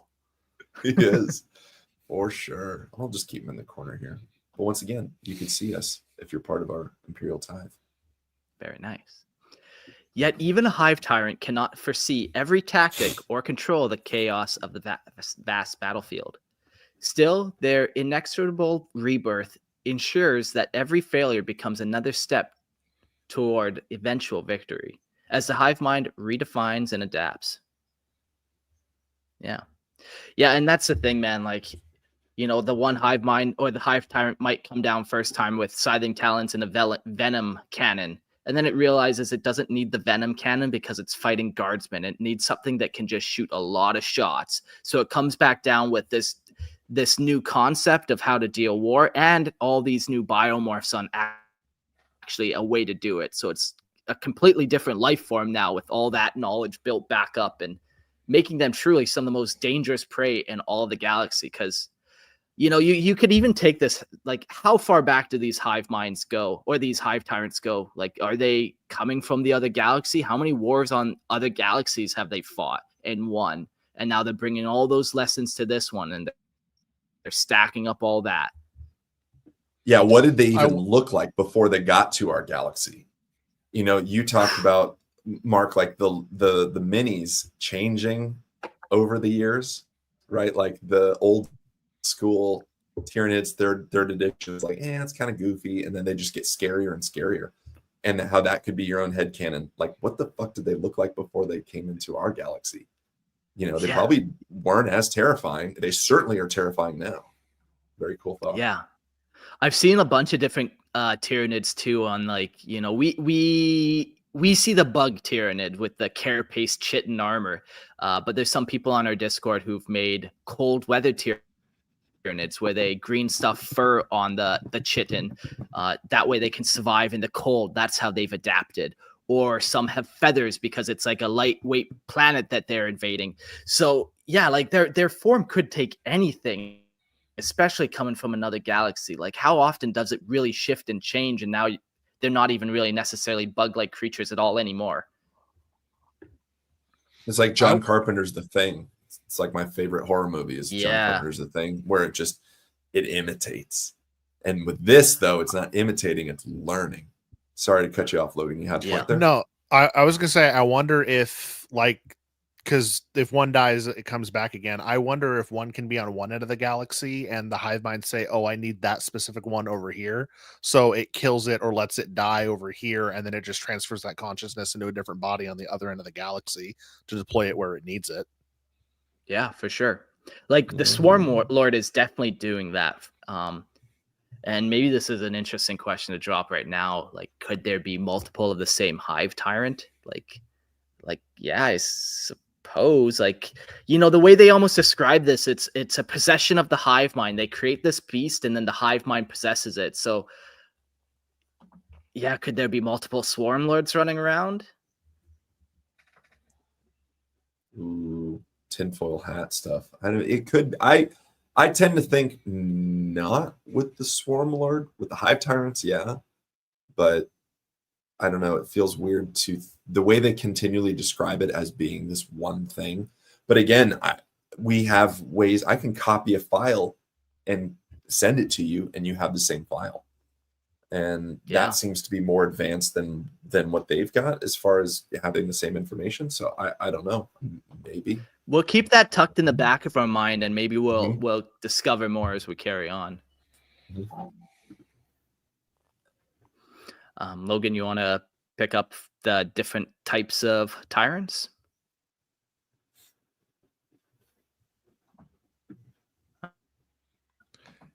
Okay, I think he's still kind of laggy. That's all I good. could. Yeah, I'm really sorry, guys. I don't know what's happening today. It's coming and going. Like 1 minute it's fine, the next it's completely hosed. But while it's fine, I'll take a swing at this because I personally have beef with this next one. So the Winged Hive Tyrant. In rare instances, the hive mind shapes a hive tyrant with immense leathery wings, crafting a predator that rules the skies with brutal efficiency. These winged hive tyrants descend with terrifying force, eviscerating enemy leaders with lash-like tails, or annihilating foes with streams of bioplasma, monstrous weapons. And that is so true, and it's triggering me right now. While slower than traditional aircraft, they are no less deadly, capable of tearing pilots from the skies with bladed hooves, scattering and burning debris amongst the battlefield below. Armed with acidic blood, long-range biocannons, and vicious claws, these aerial horrors embody the Tyranids' unrelenting ferocity in every form of combat. Cool. Yeah, so back in 7th edition, when I was playing a lot, the Winged Hive Tyrant was the Tyranid HQ of choice. And especially at low point games, you were able to especially take 2 of them. Because no, at 500 points, you could take 2, and then this is when you had to have a mandatory troop. You could take spores, and they were 10 points, and they counted as the troop. So then in a small game, you have these 2 giant horrific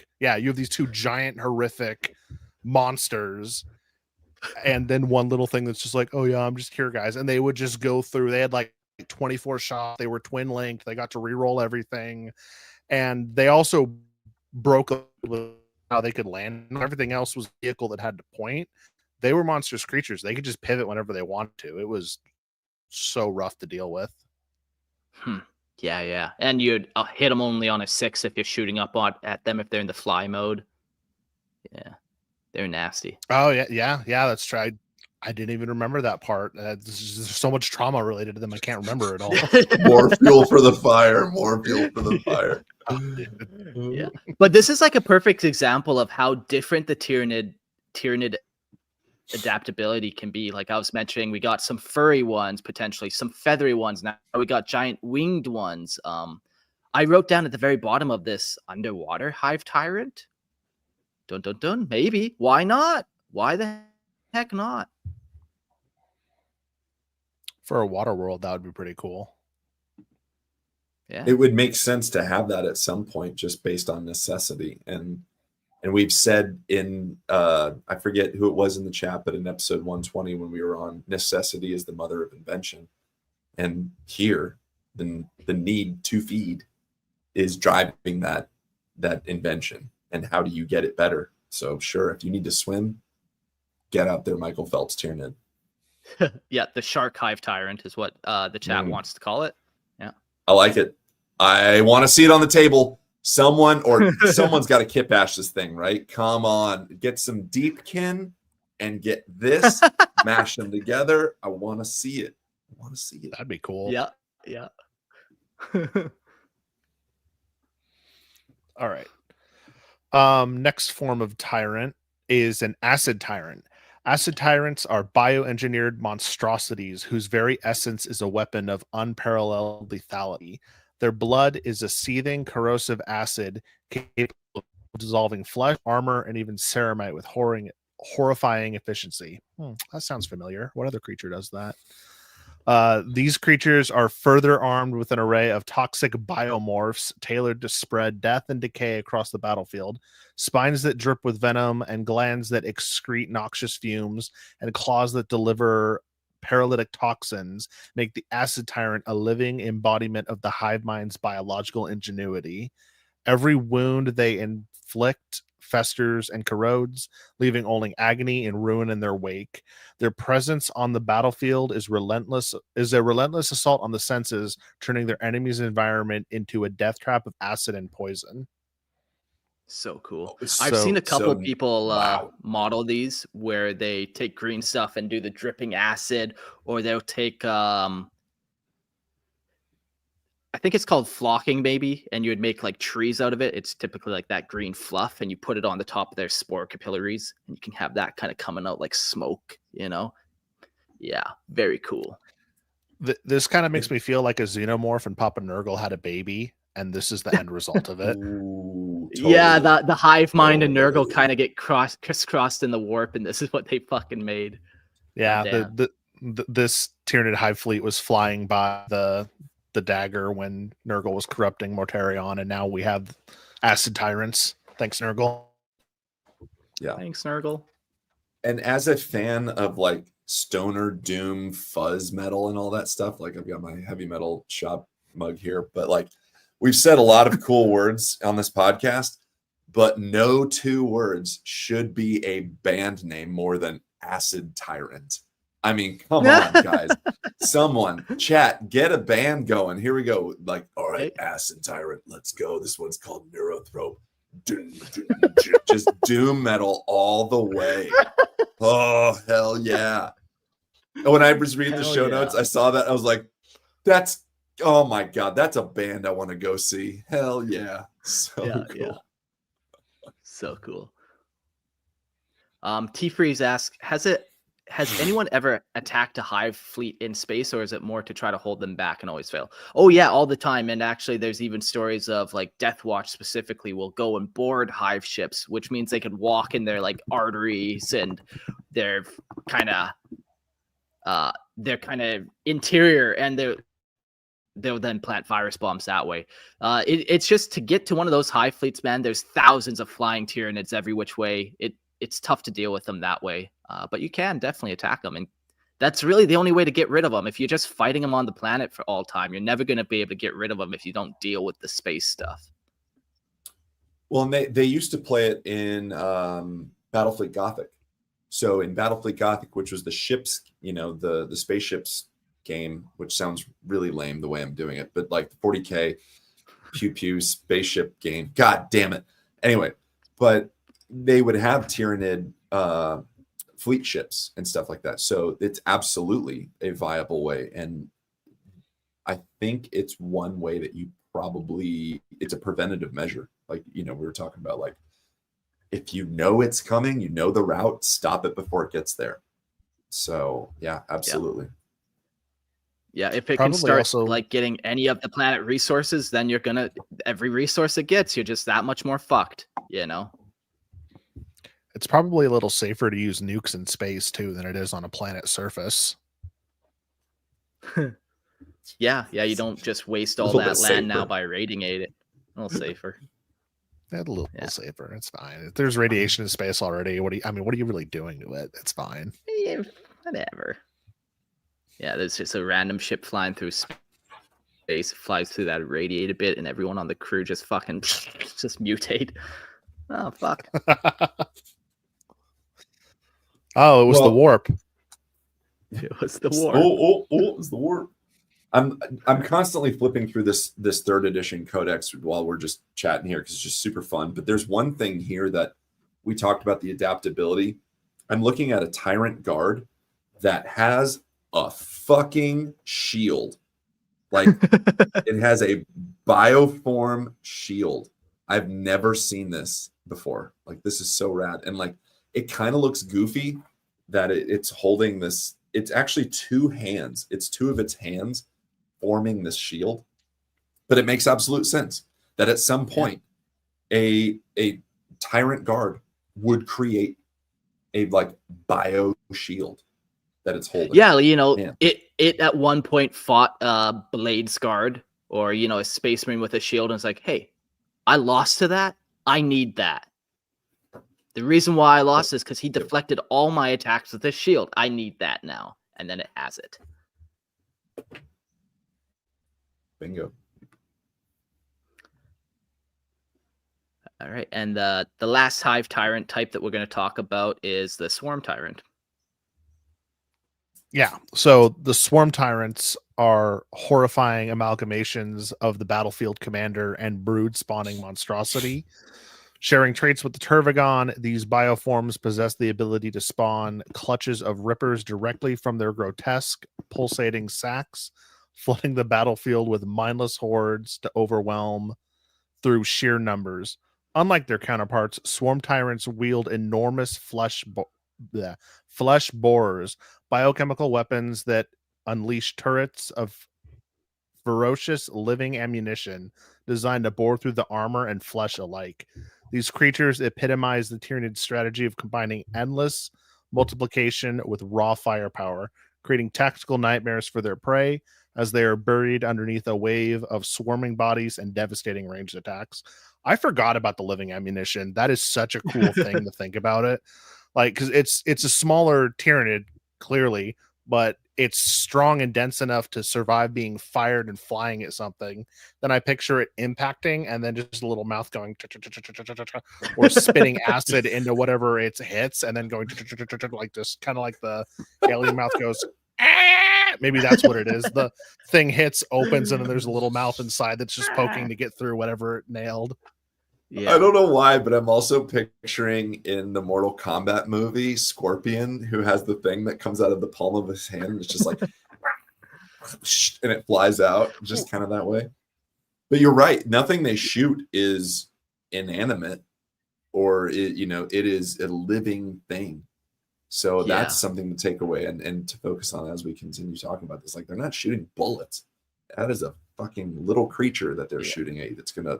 Even if they're just shooting that creature and it has acid blood and it just splats on your armor and like, what the fuck? That was useless. And then your armor starts melting. You're like, oh no, like fuck. Oh no. Ooh.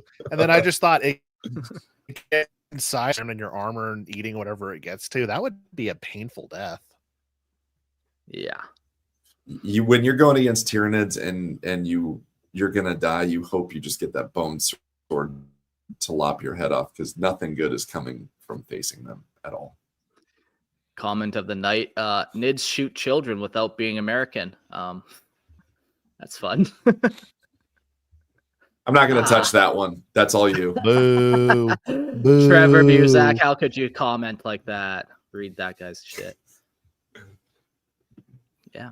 Hive Tyrants are super cool, man. Like they could just be whatever. On tabletop we're limited to what they can be just because you have to have some limits. But man, every Hive Tyrant would just be the precursor of the fleet. Like it comes up with this cool adaptation to see if it's going to be useful in fighting, and then if it is, maybe it spreads that adaptation to all its minions, all its underlings. So yeah, it goes down and does something first, and it's like, that was super effective. Time to spread that knowledge to the rest of my my underlings, and then they all start pumping out that kind of biomorph or war gear or whatever.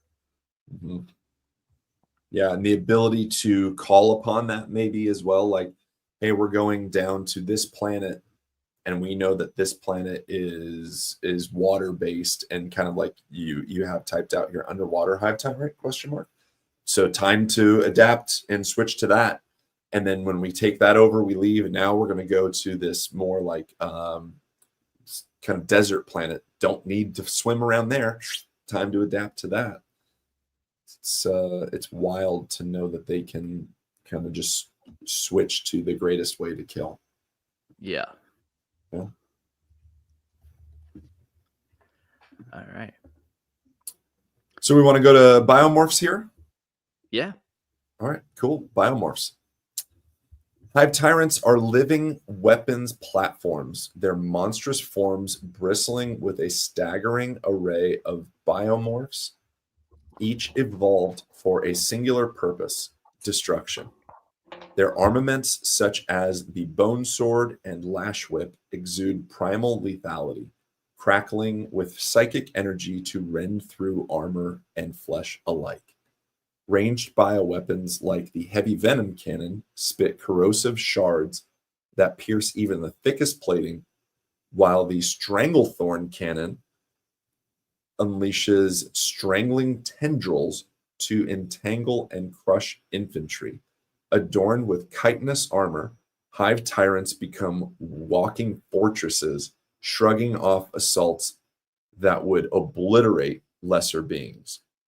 These biomorphs, perfectly attuned to the Hive Mind's insidious will, turn the Hive Tyrant into an unstoppable force, orchestrating carnage and calculating precision and brutal efficiency. Amen. Then we go into some psychic powers. Sorry, before we jump into psychic powers, maybe if you want to hear more about biomorphs, go to episode 50, and we do a whole episode on Tyranid biomorphs and all the different types there. But there's a lot of different types you can slap on there, whether it's like adrenal glands or it's actual more of the visual weapons. But definitely go listen to that episode and get some more kind of context on the different biomorphs.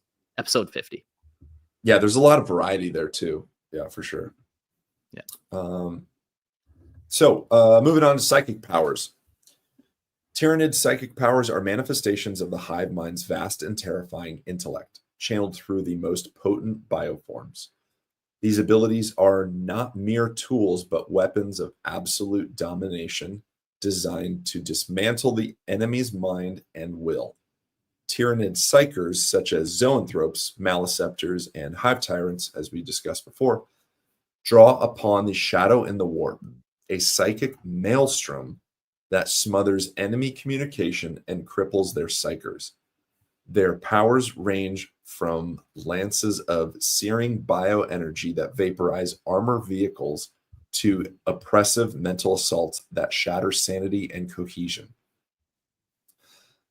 Through these abilities, the Hive Mind projects its dominance not over just the physical battlefield, but over the mental and spiritual realms of its prey, leaving no avenue of resistance untouched. Just reading through all these things, like I think there's just this constant debate of like, what's the biggest threat in the galaxy? Oh, it's the orcs if they could all stop fighting each other and unite and stuff. Oh, it's chaos if they would, all just stop worshiping different gods and this and that. It's the Tau if no, it's never the Tau. I'm sorry, they're just not galactic players. Yeah. But I truly think it's the fucking Tyranids. Like, the Tyranids are the biggest threat to the galaxy. You can't reason with them. You can't fight alongside them. So there's no allying, really. And there's no understanding except for what the Imperium knows. And again, before the collective Imperium, we're trying to kind of theorize and understand. But even then, they're 2 steps ahead of us. Sure. By the time we think we have them figured out, they're already doing the next thing. Yeah. Oh, yeah, for sure. I do have a bunch of psychic powers later under the Swarmlord themselves, but I'd imagine, man, the psychic powers could vary so much. At one point, they're shooting warp bolts at you. The next time, they're psychic screaming and making all your guys just cover their ear and scream in terror. Just like their biomorphs themselves, I imagine their psychic powers are constantly evolving and shifting. They're coming up with new ones that just will mess with you. Yeah, new ways, new instruments of death. Yeah. So there's the context. We're 2 hours into this episode, and we have now provided context that we can actually talk about the Swarmlord himself. The big bad Swarmlord is the apex of Tyranid evolution, an ancient, formidable bioform born from the Hive Tyrant strain. It is the living embodiment of the Hive Mind's will, a creature as old as the Tyranid species itself, forged to impose the will of the Hive Minds with unyielding dominance, a terrifying entity. The Swarmlord commands the swarming hordes with an intelligence and ferocity that eclipses the Hive Tyrants, serving as the ultimate conduit through which the Hive Mind's insatiable hunger is realized. In the hierarchy of Tyranid life, the Swarmlord towers over the Hive Tyrant as the Hive Tyrant does over the lowly Termagant, a relentless, implacable force in a sea of flesh and bone. Yeah, this guy's crazy. So he's ancient. This is like the one kind of, we talk about is the Hive Mind a living creature? We don't think it is. We really don't think it is. But if it was, maybe it's the Swarmlord. Like, this seems to have the closest thing to that. And maybe, we're all just theorizing again, but maybe the Swarmlord is what made it possible. It's kind of what actually tipped that scale into birthing that Hive Mind, where, eventually this was born, and that was just that enough to actually be able to manifest something. And that's why it has that close link to the Hive Mind, closer than any other thing. Just it was that tipping point creature. Yeah, and at what point was it created? I would love to know, or maybe not know, or just have it hinted at as we talk about, like, not knowing the answers on stuff. But when in M37994 on the planets was made. Yes. Sandaksu. But at what point, like, and clearly, I mean, it's such a pivotal creature in the Tyranid kind of array of characters, rather. But, like, what was the tipping point that said, this is the thing we need to make, and this is how we're going to do it? And if it dies, it's so important that we need to basically reincarnate it. And maybe that, again, out of necessity. Yeah. So let's talk about maybe what the potential first Tyranid creature was. And in my mind, probably some type of spaceship bio creature. I'd imagine it's some type of spaceship bio creature that's been flying through space, and then, it gets hungry. It can feed on some ocean worlds and whatever, but eventually it comes into contact with the first thing that can actually put up resistance against it. And it's like, okay, well, now we need to be able to deal with these ex-Xenos that is blowing up our fleet. So then it bursts the Swarmlord as like its first kind of military leader.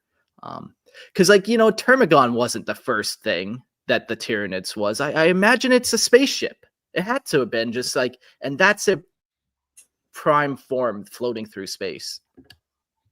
I kind of picture like a giant space worm that was just floating along, eating whatever it could, and then at some point it bit something that fought back, so then it started growing armor so it wouldn't get hurt again. Or maybe another giant space worm came and bit it, so it learned to grow armor from that. I think there's and then it came against something with some.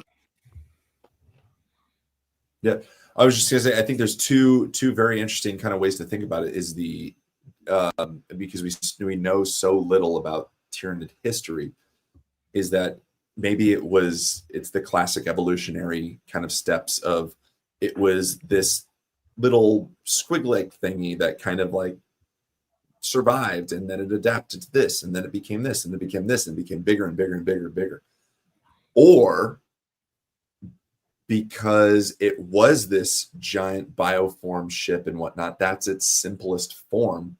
And outside the galaxy, maybe Tyranids are still very young and new and we don't really know a lot about their history. So maybe this is still early on in their evolutionary track. Oh, isn't that a fucking trippy thought?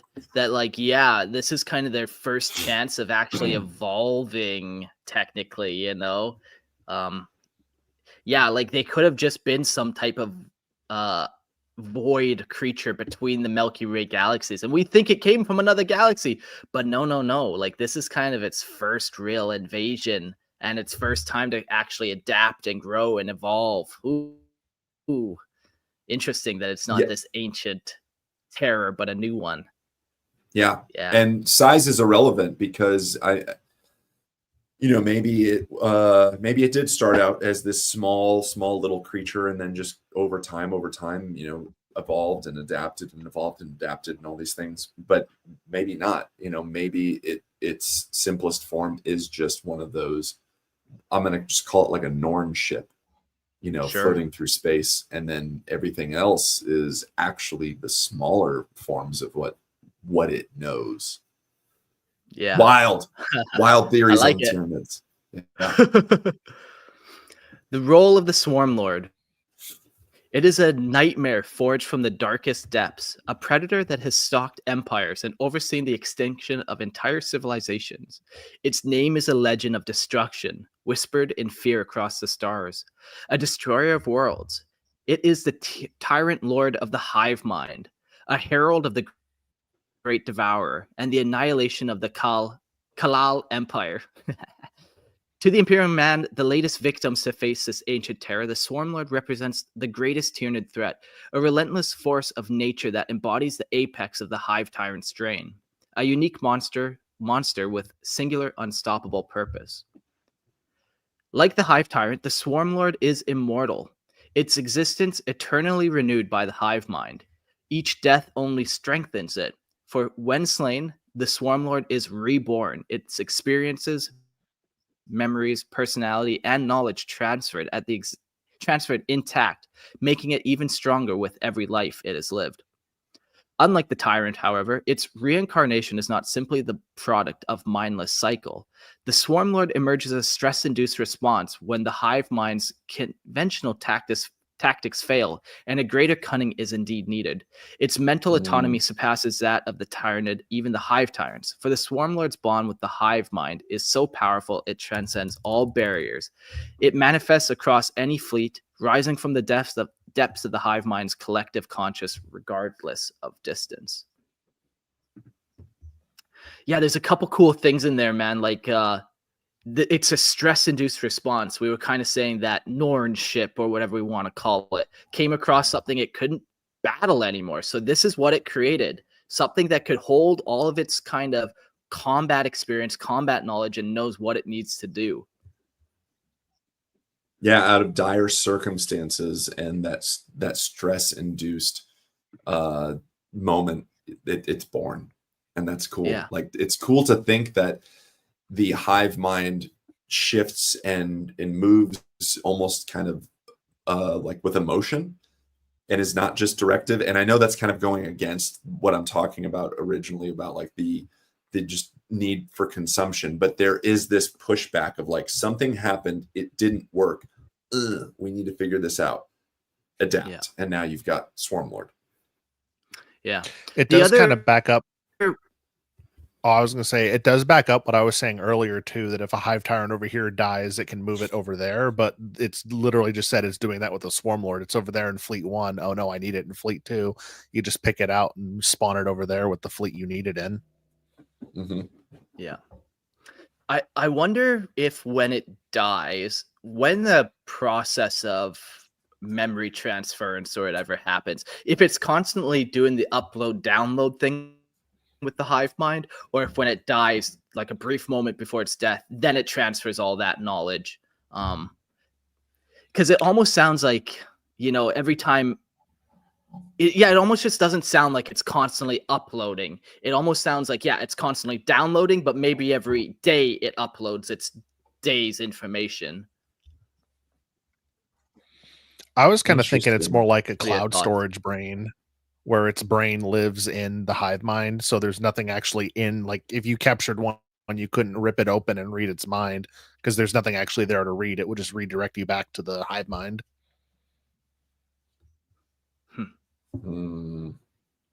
See, I don't know. Again, it's one of those things like we as the Imperium are trying to understand it with our minds, with the way that we know the world, the way that we work. And maybe it's something completely different that's, it doesn't, we can't even comprehend how it works. And Logan, we had talked previous to us starting the show, but I was looking through to see if there was a bunch of old lore on Swarmlord with the 3rd edition codex. But when did the Swarmlord originally come out? You had it in your notes, right? Where did we see? It was in the 5th edition. 5th edition codex. Yeah. Cool. So the Swarm, I think it's important to note as well that the Swarmlord is not, quote, an original Tyranid. And that's cool too, because we've kind of lived through the progression of, if you play 3rd edition Tyranids, it's pre-Swarmlord because that need for Swarmlord wasn't there yet. They had not made it yet. Yeah. And then after the Battle of Ultramar, it was like, oh, fuck, this galaxy is actually tougher. We need to, that stress response kicks in again. And then, the Hive Mind or the Hive Fleet all evolves and it brings out its top gun again. But up until that point, it didn't really need it. It had it still in its, recesses of the Hive Mind, but it just didn't have it active. Yeah. And that's, I think, a very good kind of date or time to remember that Tyranids are newer to our galaxy and fighting. And so that was a critical point where they were kind of like, oh shit, we need to change. And this is introduced as a very different additive to the range of Tyranids that we have now. And I think it's cool that I'm hoping that the lore was backed up by all of that and not just, hey, we need a new model for the Tyranid range. Let's make this really cool epic thing. But that GW backed it up with some lore as well. No, it's a stress-induced thing, and we needed a bigger, badder bug, Yeah, their stress-induced thing was... I was going to say the stress-induced thing was they weren't selling enough Tyranids, so they had to make a bigger model to sell more Tyranids. It's stress-induced. Get a different model. The stress is just seeing stocks go down and we need something bigger and better. Boop. No. The Swarmlord is a creature forged in the eons of battle and bloodshed, a warrior that has tasted the universe's wars and emerged victorious every time. Its weapons are 4 bone swords, crackling with destructive bioelectric power, capable of slicing through adamantium and even force fields as they were paper. These weapons are unlike those wielded by other Tyranid bioforms, for each blade is infused with a crystalline growth that a foreign mineral, not native to the Milky Way galaxy, that juts through the blade's serrated surface. With these sabers, the Swarmlord can parry at such speeds that enemies are left unable to even land a blow, and its deadly blades dance through the air with inhumane precision. Yeah. I've never thought of them as a fast thing.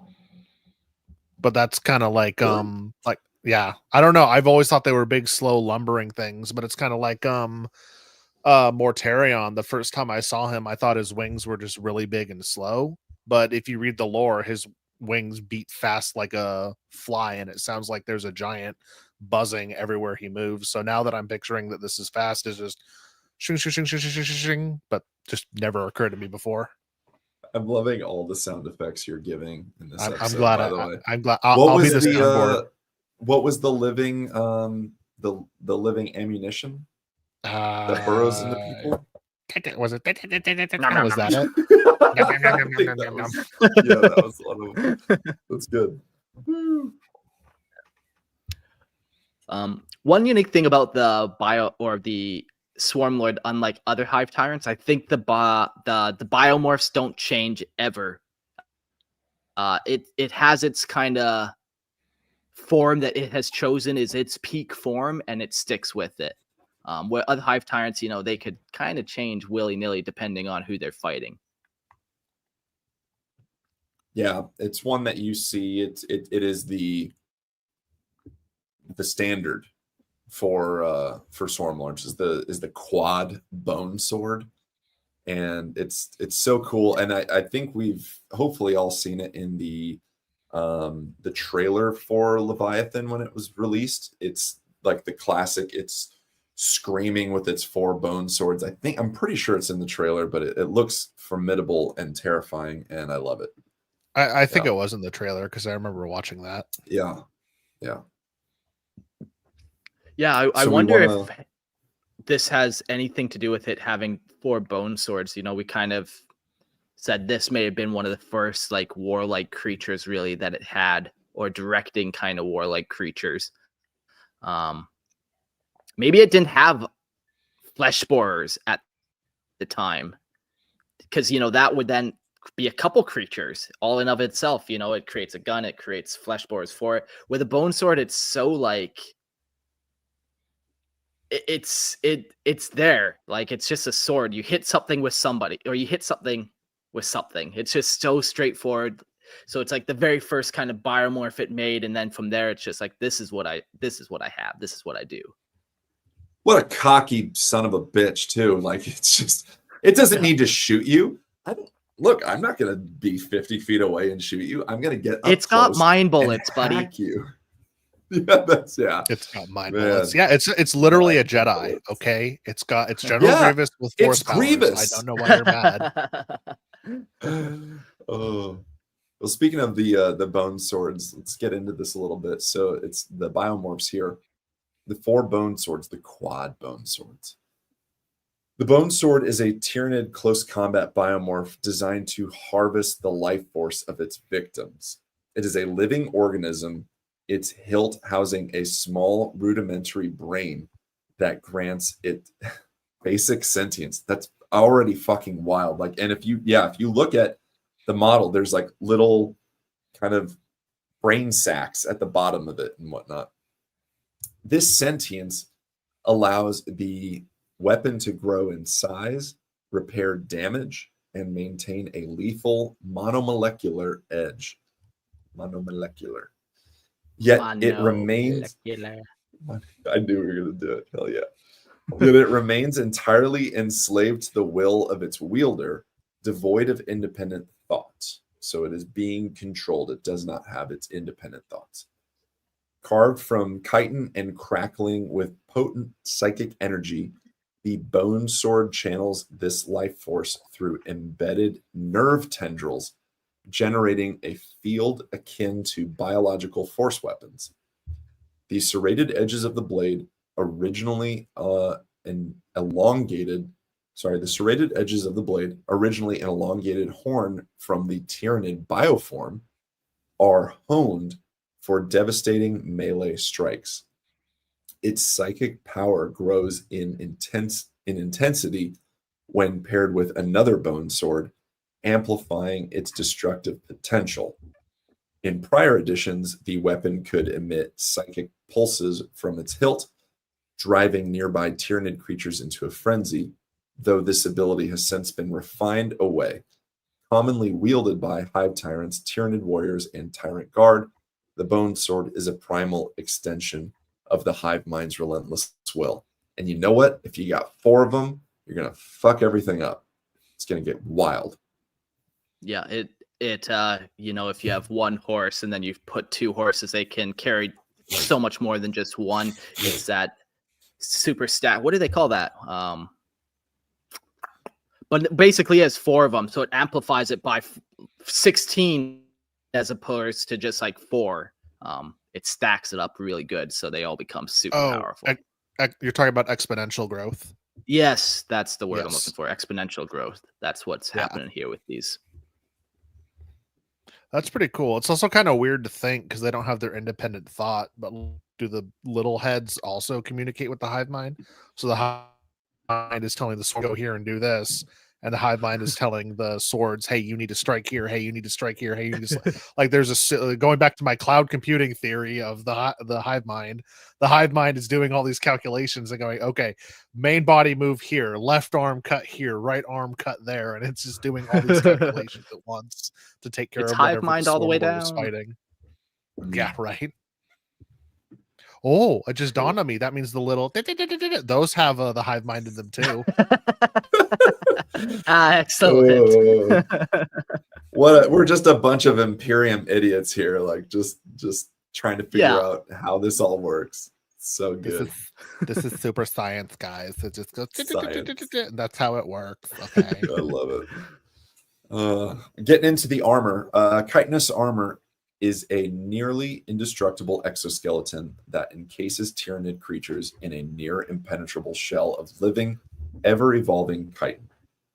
This armor is a primal fusion of biology and defense, constantly adapting to the most lethal threats it faces.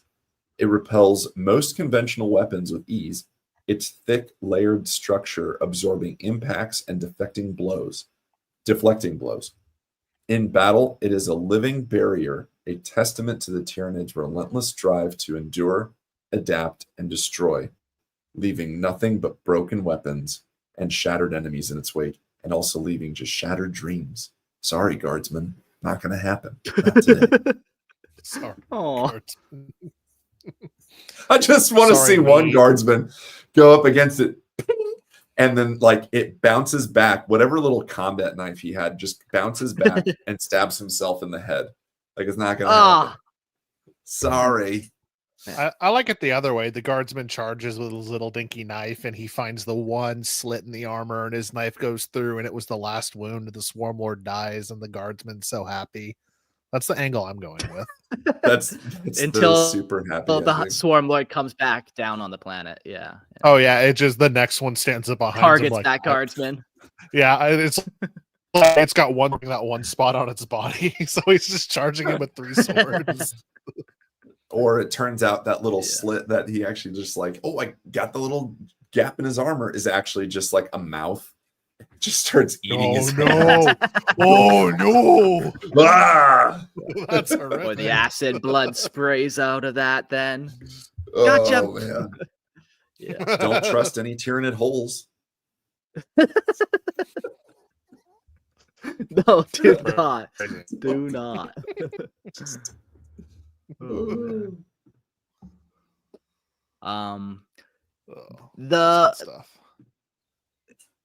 The Swarmlord has a bunch of different psychic powers, and like we were kind of saying earlier, you know, these probably are not consistent. I imagine it's developing new ones where it seems to like the bone swords. That's its go-to move. That's who it is. But I'd imagine it's always making new powers. Do you guys want to each choose one power and kind of what your favorite is and read that?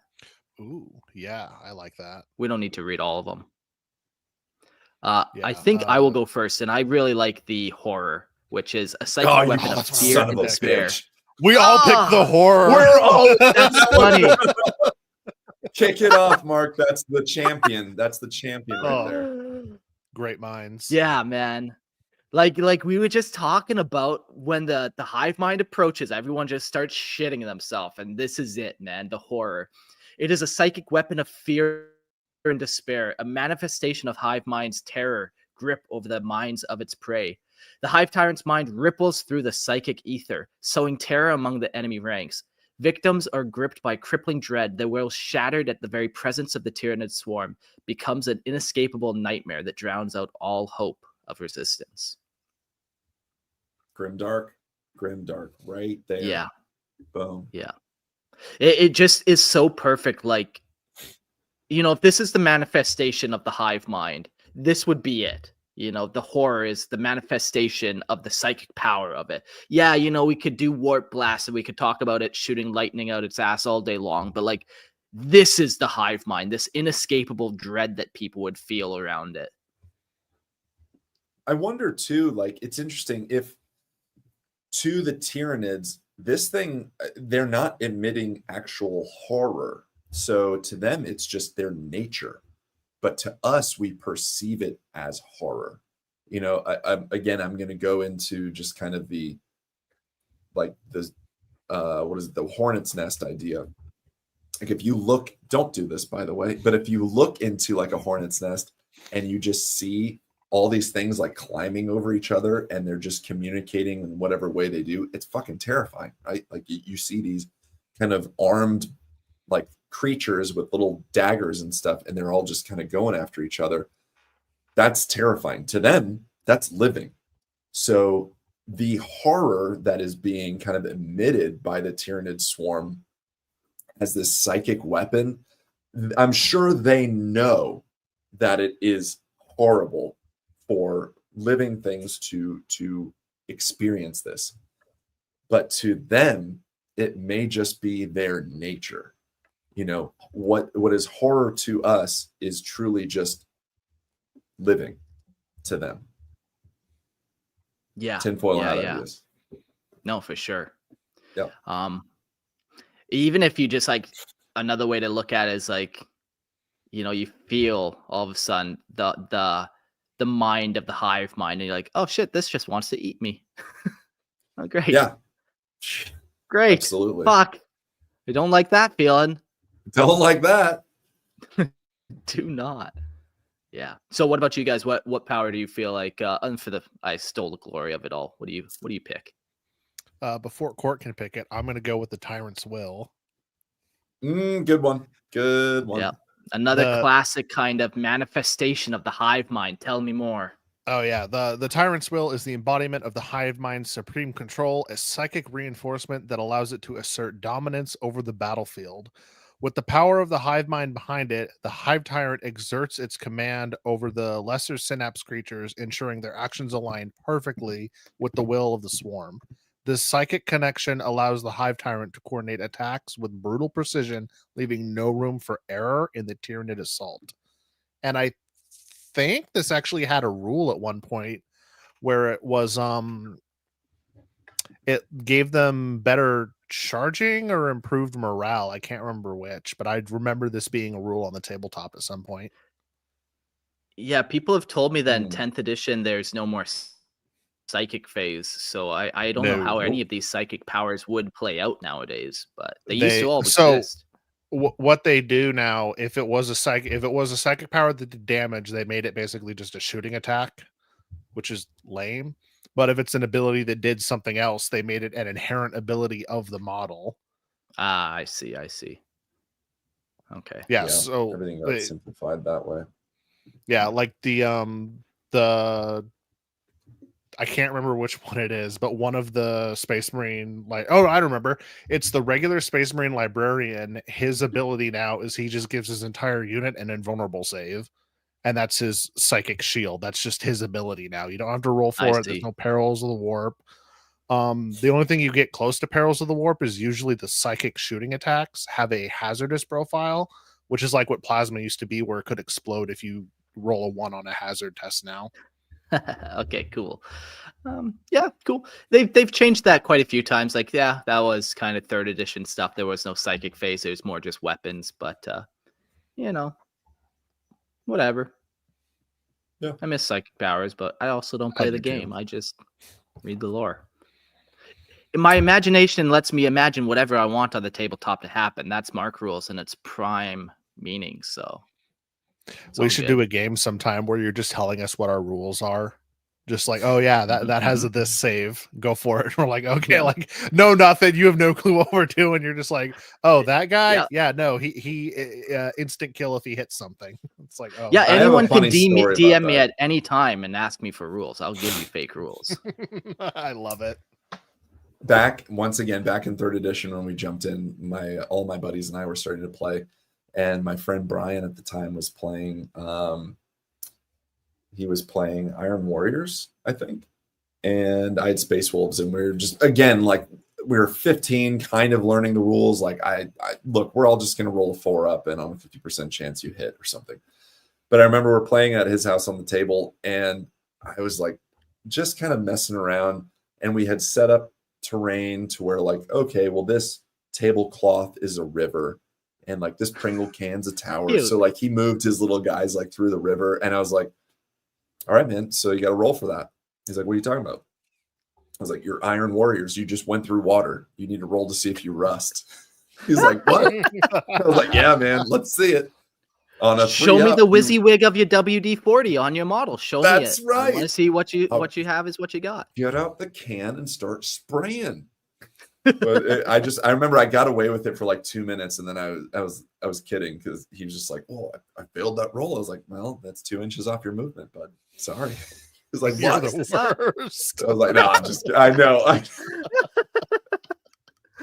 But if you say it with confidence, it happens. So next time, Logan, I challenge you, just do it. Next time you play somebody, be like, just cheat. Yeah, just hey, he doesn't have a helmet on. I rolled a 6. That's a crit. That's a headshot. He's dead. I'm sorry. No, pick up your models and go home. Yeah, there's a few people that I'm pretty close with at the store that we're both like, okay, so here's how I'm going to cheat today, because we'll forget rules all the time, and then we'll be halfway through the game and be like, hey, wait, he doesn't have an invulnerable save. It's like, oh, oops. That's very different than what I was saying. Yeah, it is, but it's still funny. It is still funny. You were cheating on purpose. We cheat accidentally. We're different. No, okay, yeah, you're right. That happens. That happens for sure. All right, Court. All right, well, what's your favorite psychic power? Yeah, if I'm going to pick one of these, I'm going to pick paroxysm. So let me just define that first. So Webster's dictionary, actually, this is Oxford Dictionary, defines paroxysm as a sudden attack or violent expression of a particular emotion or activity. I understand this very well, I feel like. But here we go. So with the Tyranids, paroxysm is the manifestation of the Hive Mind's fury, a psychic assault that warps the very fabric of a creature's nervous system. With a flicker of thought, boom, the Hive Tyrant can send agonizing convulsions through an enemy's body, disrupting motor functions and rendering them utterly useless in combat. The target's body locks up in paroxysms of pain, leaving them helpless before the swarm's unyielding advance. As somebody who suffers from anxiety, I feel like I know this paroxysm very well. Man, that's brutal. With just a little thought, you're rendered just useless. Yeah. Boom. That's pretty rad. Yeah. So now we know what happened to Christian. There it is. Yeah. That's the answer. This happened to him, and now we know why he's the way he is. Just get peroxized. I don't know. Paroxysmed. He's been paroxysmed. Paroxysmed. Oh yeah. Yeah. The Hive Mind and just psychic powers in general, they can be so cool. But those ones are definitely I think we picked the good ones for sure. I think we got the best ones. There's so many, and that just shows how terrifying, and truly, I think we can't understate enough like how amazing this Tyranid is, how amazing this creature is, and how important it truly is to the Tyranid range of interest if you're reading codexes or whatnot, or playing the game itself. But it is it's truly like crazy important and amazing as far as Tyranids goes. It's so formidable and so dangerous. Yeah, very cool. We'll jump now to notable battles that the Swarmlord's been in. It's been with the Tyranid since the dawn of time, so it has infinite battles to draw upon, but here's some that we'll talk about. The Swarmlord, a relentless apex of the Hive Mind's insatiable hunger, marked its first horrific presence in 745 M41, and that presence is in the Milky Way galaxy, to the Imperium. When it led Hive Fleet Behemoth's final onslaughts against Tyrant and Thandros. During the Imperium's first contact with the Tyranids, the Swarmlord obliterated everything in its path, utterly decimating the forces in an exhibition of primal savagery. This was only the beginning of a history of unyielding destruction. At the Battle of Cold Steel Ridge on McCraig, the Swarmlord directed Hive Fleet Behemoth's devastating attacks against Marinius Calgar of the Ultramarines, breaking through their tactics and overwhelming their defenses. Calgar himself barely escaped the beast's wrath, only surviving due to the desperate intervention of his honor guard, while the Swarmlord tore apart the commander of his very guard, Aloysius. Fun Greek sounding name, I Aloysius? suppose. Aloysius? Sure. Yeah, I like so. it. Yeah, even Calgar in this battle, he lost both his legs and his arms, so he kind of got turned into one of those weird things. What would you call a person with no legs and no arms? Marnius fucking Calgar. That's what you call him. Man. Yeah, his character is so closely tied with the Tyranids. I think that's what makes it rad too, that we've seen the devastation of the Imperium through Tyranids, and that we've seen characters kind of formed because of that. And he's prime for that.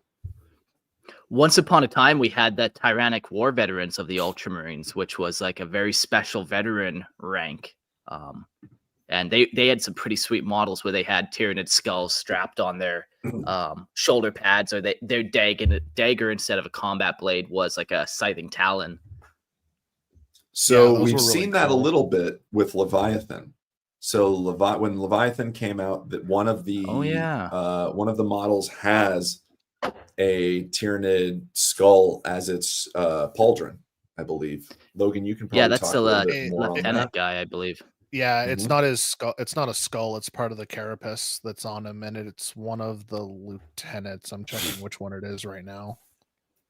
While you're checking, I'll also mention. Yeah.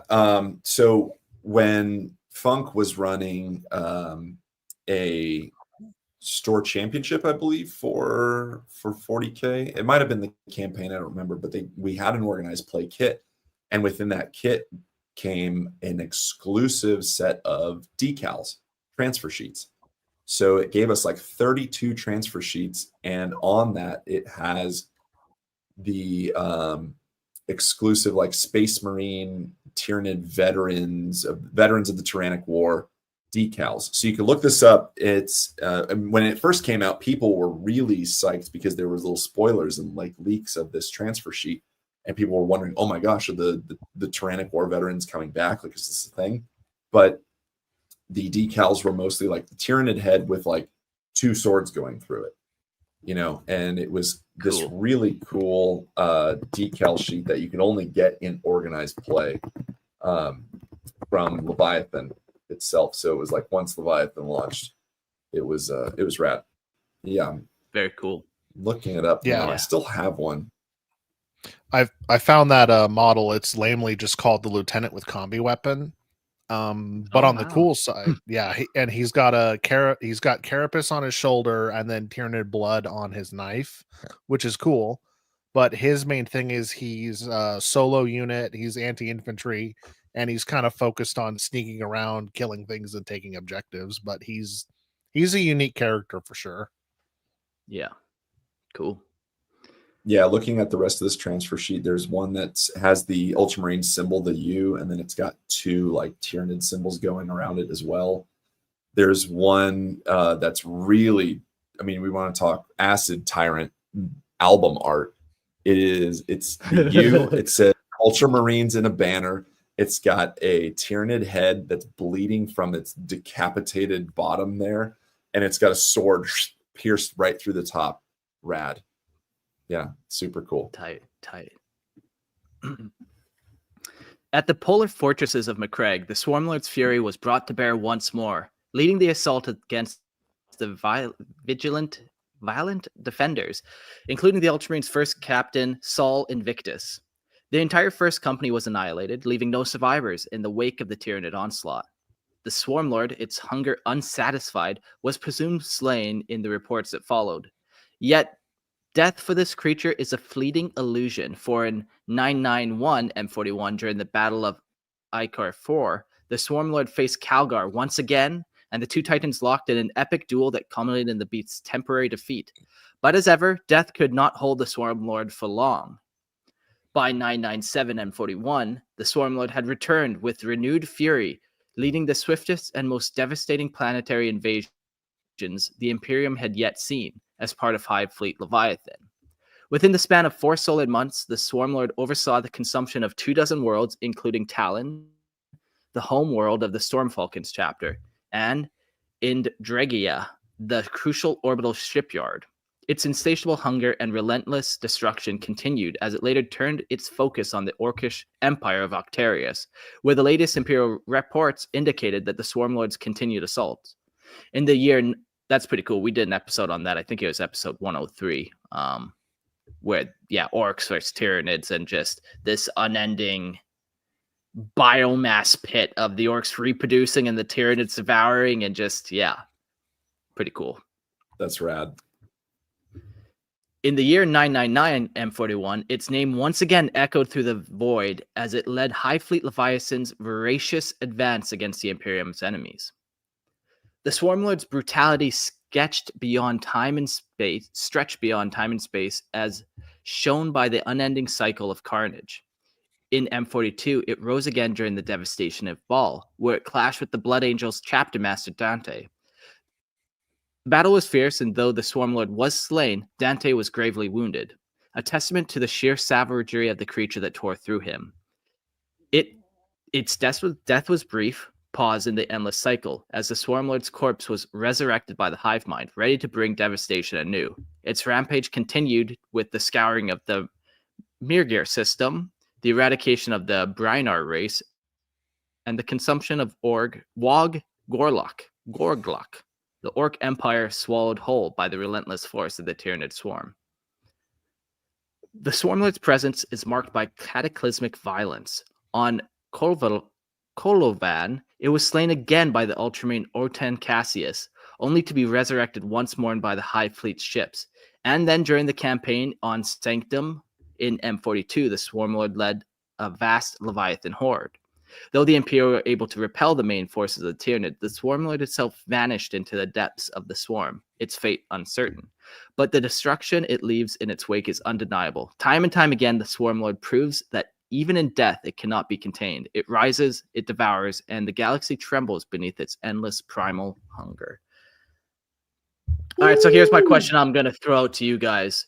As I read that, I'm kind of like, so he's a bitch. The Swarmlord's kind of a bitch. He just fights these characters and then he dies off, and then he dies off. Like, I get that, like, death is a part of it and you can't be stopped by death and whatever. But, like, oh, so you go fight Calgar and you get bitch slapped down. Oh, so you go fight Dante. Oh, so you fight Ortan Cassius and you get bitch slapped down again. To me, it's just like he's the Worf of Star Trek, if I can say that.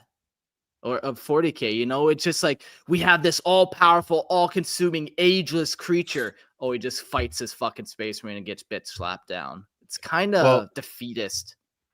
You see, he doesn't have the same kind of plot armor that those other people have. His plot armor is he always comes back. He's like William Afton in FNAF. You can never kill him. He will always come back. So that's his plot armor and why they keep doing it that way. I know, but like, so the one ended as like he disappears into the horde of creatures, never to be seen again. Like, that's so much better than him dying again and again to just fucking space marines, man. It'd be one thing if it was like, and the Warlord Titan unleashed its volcano cannon and killed this, but he's just fighting a chapter master, the most deadly creature in the entire galaxy, just gets fucking handed by these space marines. I don't know. I don't like it. Narratively, you're right. It's kind of boring because they hype him up to be this big bad and then he can come back. And then they just abuse that he can come back all the time by making, oh, humans, once again, we banded together and we barely killed the big bad. What do we do next time? And once again, that next time they barely beat him again. Yeah, I think there's just better ways to implement it. I agree. I think he's used to an unfortunate circumstance. He's used as like a comparison. So he's used to show how cool and strong the Imperium is. Like, look, Calgar survived him. Like it's almost cooler in that battle that like Calgar barely escaped, survived, and came back stronger. Like, it doesn't say that much about the Swarmlord that he kind of almost killed Marneus Calgar. It says more to Marneus Calgar that he survived. You know, and you can say that like he it's cool that like the Swarmlord, you know, tore apart the commander of that very guard, Aloysius. Who the fuck cares about Aloysius? I'm sorry. Like, no one. I'd never have heard of that dude. But Marnius Calgar, Dante, sure, absolutely. So there's two things here. There's two ways to kind of go about it. One, I think it does suck a little bit that he's kind of the litmus test of how cool a Imperium character is. Like, did he fight the Swarmlord? Yeah. Did he survive? Okay. Fuck yeah. Then he's a badass Imperium character. Yeah. The other way, though, is that, like, well, what's the other option? Because there's no other option except for death. So the Swarmlord's either going to kill this thing or he's going to die. So I don't know where you land on that. Like, it's either victory or death for the Tyranids. So the Swarmlord's going to go up against, so-and-so named character. One of them is going to die. That just has to happen because it's not going to be a retreat, right? So I could see it being a retreat, though. Like, I could see him retreating, like, yeah, being wounded and then just retreating back into the horde. Like, why sacrifice himself? I know he can come back, but you still have to grow another body and stuff. And maybe, I don't know. So maybe GW just could stop making main characters fight each other. Maybe that. And then they don't have to do this stupid fucking dance where they mortally wound each other. But, JK, we still want to sell their models and have their lore. So they both mortally wounded each other, but got resurrected. Like, to me, I was so hyped about this whole fucking episode. And I read this last bit. I'm like, oh, great. Okay, go fuck yourself, GW. You can't write worth shit. Like, God forbid an Imperial character dies. God forbid. God forbid. God forbid one dies. So he suffers harder than the Avatar devil's advocate a little bit. Little bit of devil's advocate. What can you do narratively with a big bad that is all powerful and comes back to life? And let him fight really big people, die, and come back. Because we've already said the Hive Mind doesn't really have a personality. It doesn't have a thinking. It doesn't have anything. So narratively, what can you do with this type of character other than have him be a litmus shoot it with a volcano cannon, or you drop a fucking building on it? You don't just, like, that's what you do if you want to get rid of them. You don't just let some fucking space marine kill them. You shoot them with a volcano cannon. You drop an asteroid on them. So he falls into a magnum pit because the whole world's imploded on itself. Like, so we're saying his death is not the issue. It's how he dies, right? Yes. Yeah. It's how he dies. Okay. I like what you said, though, Court, about it being a litmus test. Not so much about, like, the Swarmlord. It's more about, like, whoa, Calgar survived him? Like, it's not like... It says more about that character than about the Swarmlord. What reread it just makes the Swarmlord weak. And there's so many ways to get rid of him. A Promethean plant explodes and everything within a 10-mile kilometer is gone. Like, there's a billion ways to get rid of him without having these stupid one-on-one duels where he just gets killed by some random fuck. It's almost cooler to do it the opposite way, where it's the lone guardsman. It's the sacrificial thing of, like, again, if we go into Aliens, it's Gorman and Vasquez in the air ducts and whatnot. And she blows them both up. She has the grenade and boom, blows up. Like, if I'm going to die, I'm going to take you with me. Yeah. Versus, the 1v1 kind of thing. And it is a bit, I don't know. It just makes it sound just so, like, just okay. Oh, great. Okay. So is he good? You're telling me this is the best creature in the galaxy and it just keeps getting handed to? Like, come on, GW. Yeah, if you think of tabletop interaction too, so, like, I play enough times against Tyranids, and I play Tyranids as well. Excuse me. So a buddy of mine, Waldo, great player, just awesome dude all around, and he has amazing Tyranids, and he is the kind of the quintessential Tyranid guy that the shop knows. He's got the Swarmlord, plops him down. I, as a Necron player, then am not going to put a character 1v1ing this thing. Even if I had Space Marines, like, okay, let's say I've used my Space Wolves or something. I'm not going to put Ragnar Blackmane. Oh, Swarmlord? Fuck yeah. Here we go. Charge him in. Blackmane's moving up. He's going to charge. Oh, he gets it 1v1. No. I'm going to aim all my firepower at that thing to try and get it off the table, or I'm going to strategically move around it. I don't want to interact with it. I'm not going to get near it, or I'm going to blast it off the board.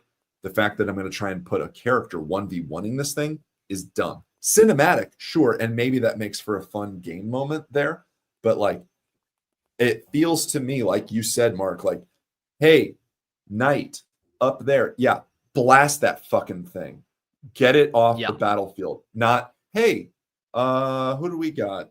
Cool, let's get the cat. Hey, captain, you want to 1v1 that thing? Yeah. It died. You to got Calgar. this. Come Get on. up there. You got this, bud. Go. Now's your time. Now's your time. New Earn year, that new Medal you. of Honor. Go get that fucking Swarmlord. Yeah. No. Yeah. So yeah, funny. There's just so many better ways. So funny thing, kind of tied to that though. I have one, and my buddy has one where we had a character go against something they shouldn't have been going against, and we named them afterwards because they either almost won or did win against it, because it was just ridiculous to go through that.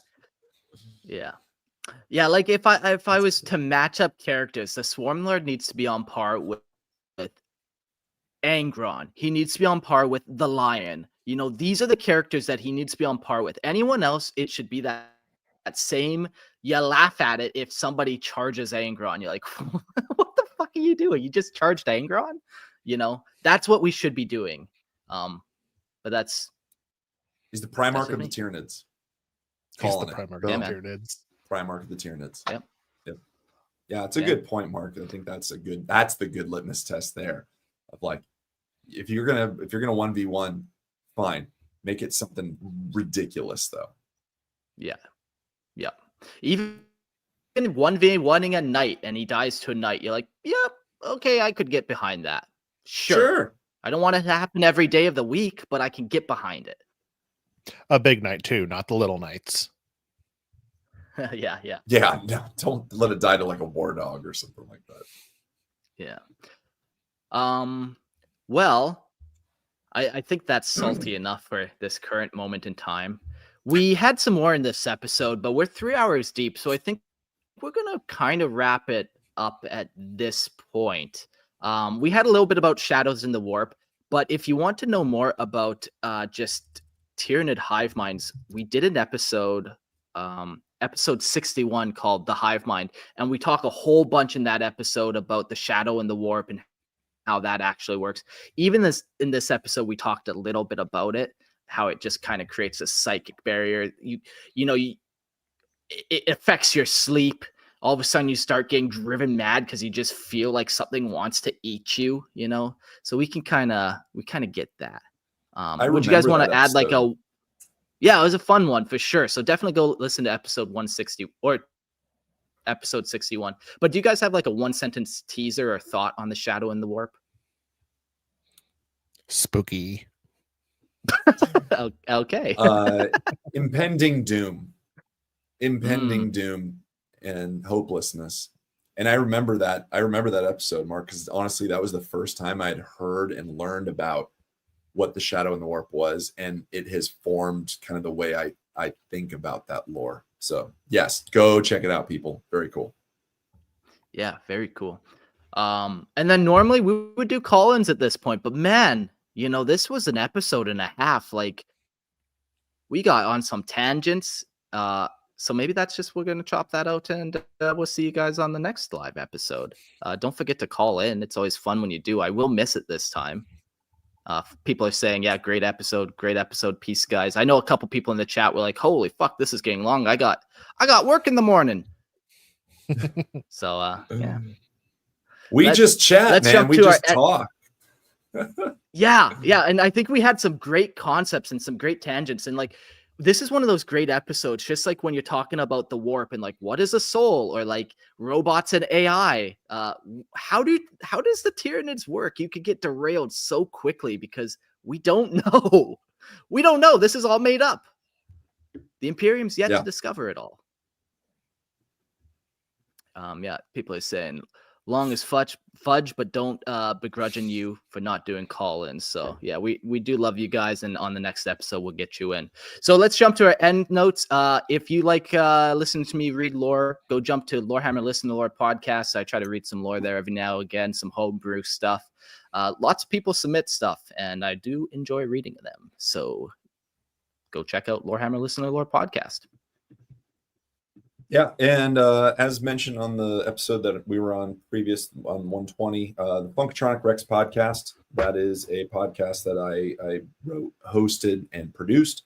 So you can find us on Spotify or Apple or wherever you listen to podcasts. Just type in Funkatronic Rex podcast, Funkatronic,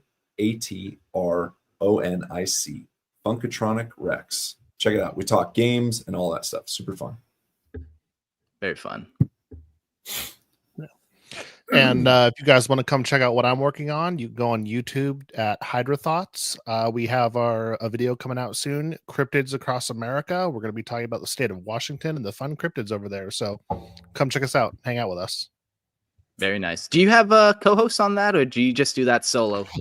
No, it's just me. I have some people that help me with a few things on the side, but it's almost exclusively me so far. I'm hoping in the future, if it keeps growing, to have some co-hosts. Like if I do a Warhammer episode, probably be calling on you, see if you're free, what you're up to. But no, it's yeah. Go ahead. I'm sorry.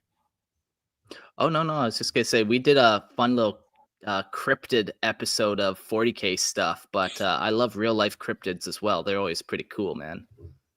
Yeah, it's fun. I mean, you can see I've got my painting of a Wendigo right there. So I don't know how to point. I was wondering. I was looking at that the whole time, going, Chupacabra, Wendigo. What is it? No, it's a Wendigo. I'll send you a better picture of it later. But no, that's a Wendigo. We were going to do an art show with some friends, and the theme was Arizona deserts. And I was like, I want to be not like other girls. How can I be different? I'll put a cryptid in there. Spooky dookie. Cool. Spooky. Well, thanks everyone for listening. We'll do a shout out to the Patreon and then say adios. So the new Patreon members were Henry, Wexler, Sigma, INK Daddy, Armelio by Morning, Wilmore, Amped, and Meaty McMeat. So thank you guys all so much for the support.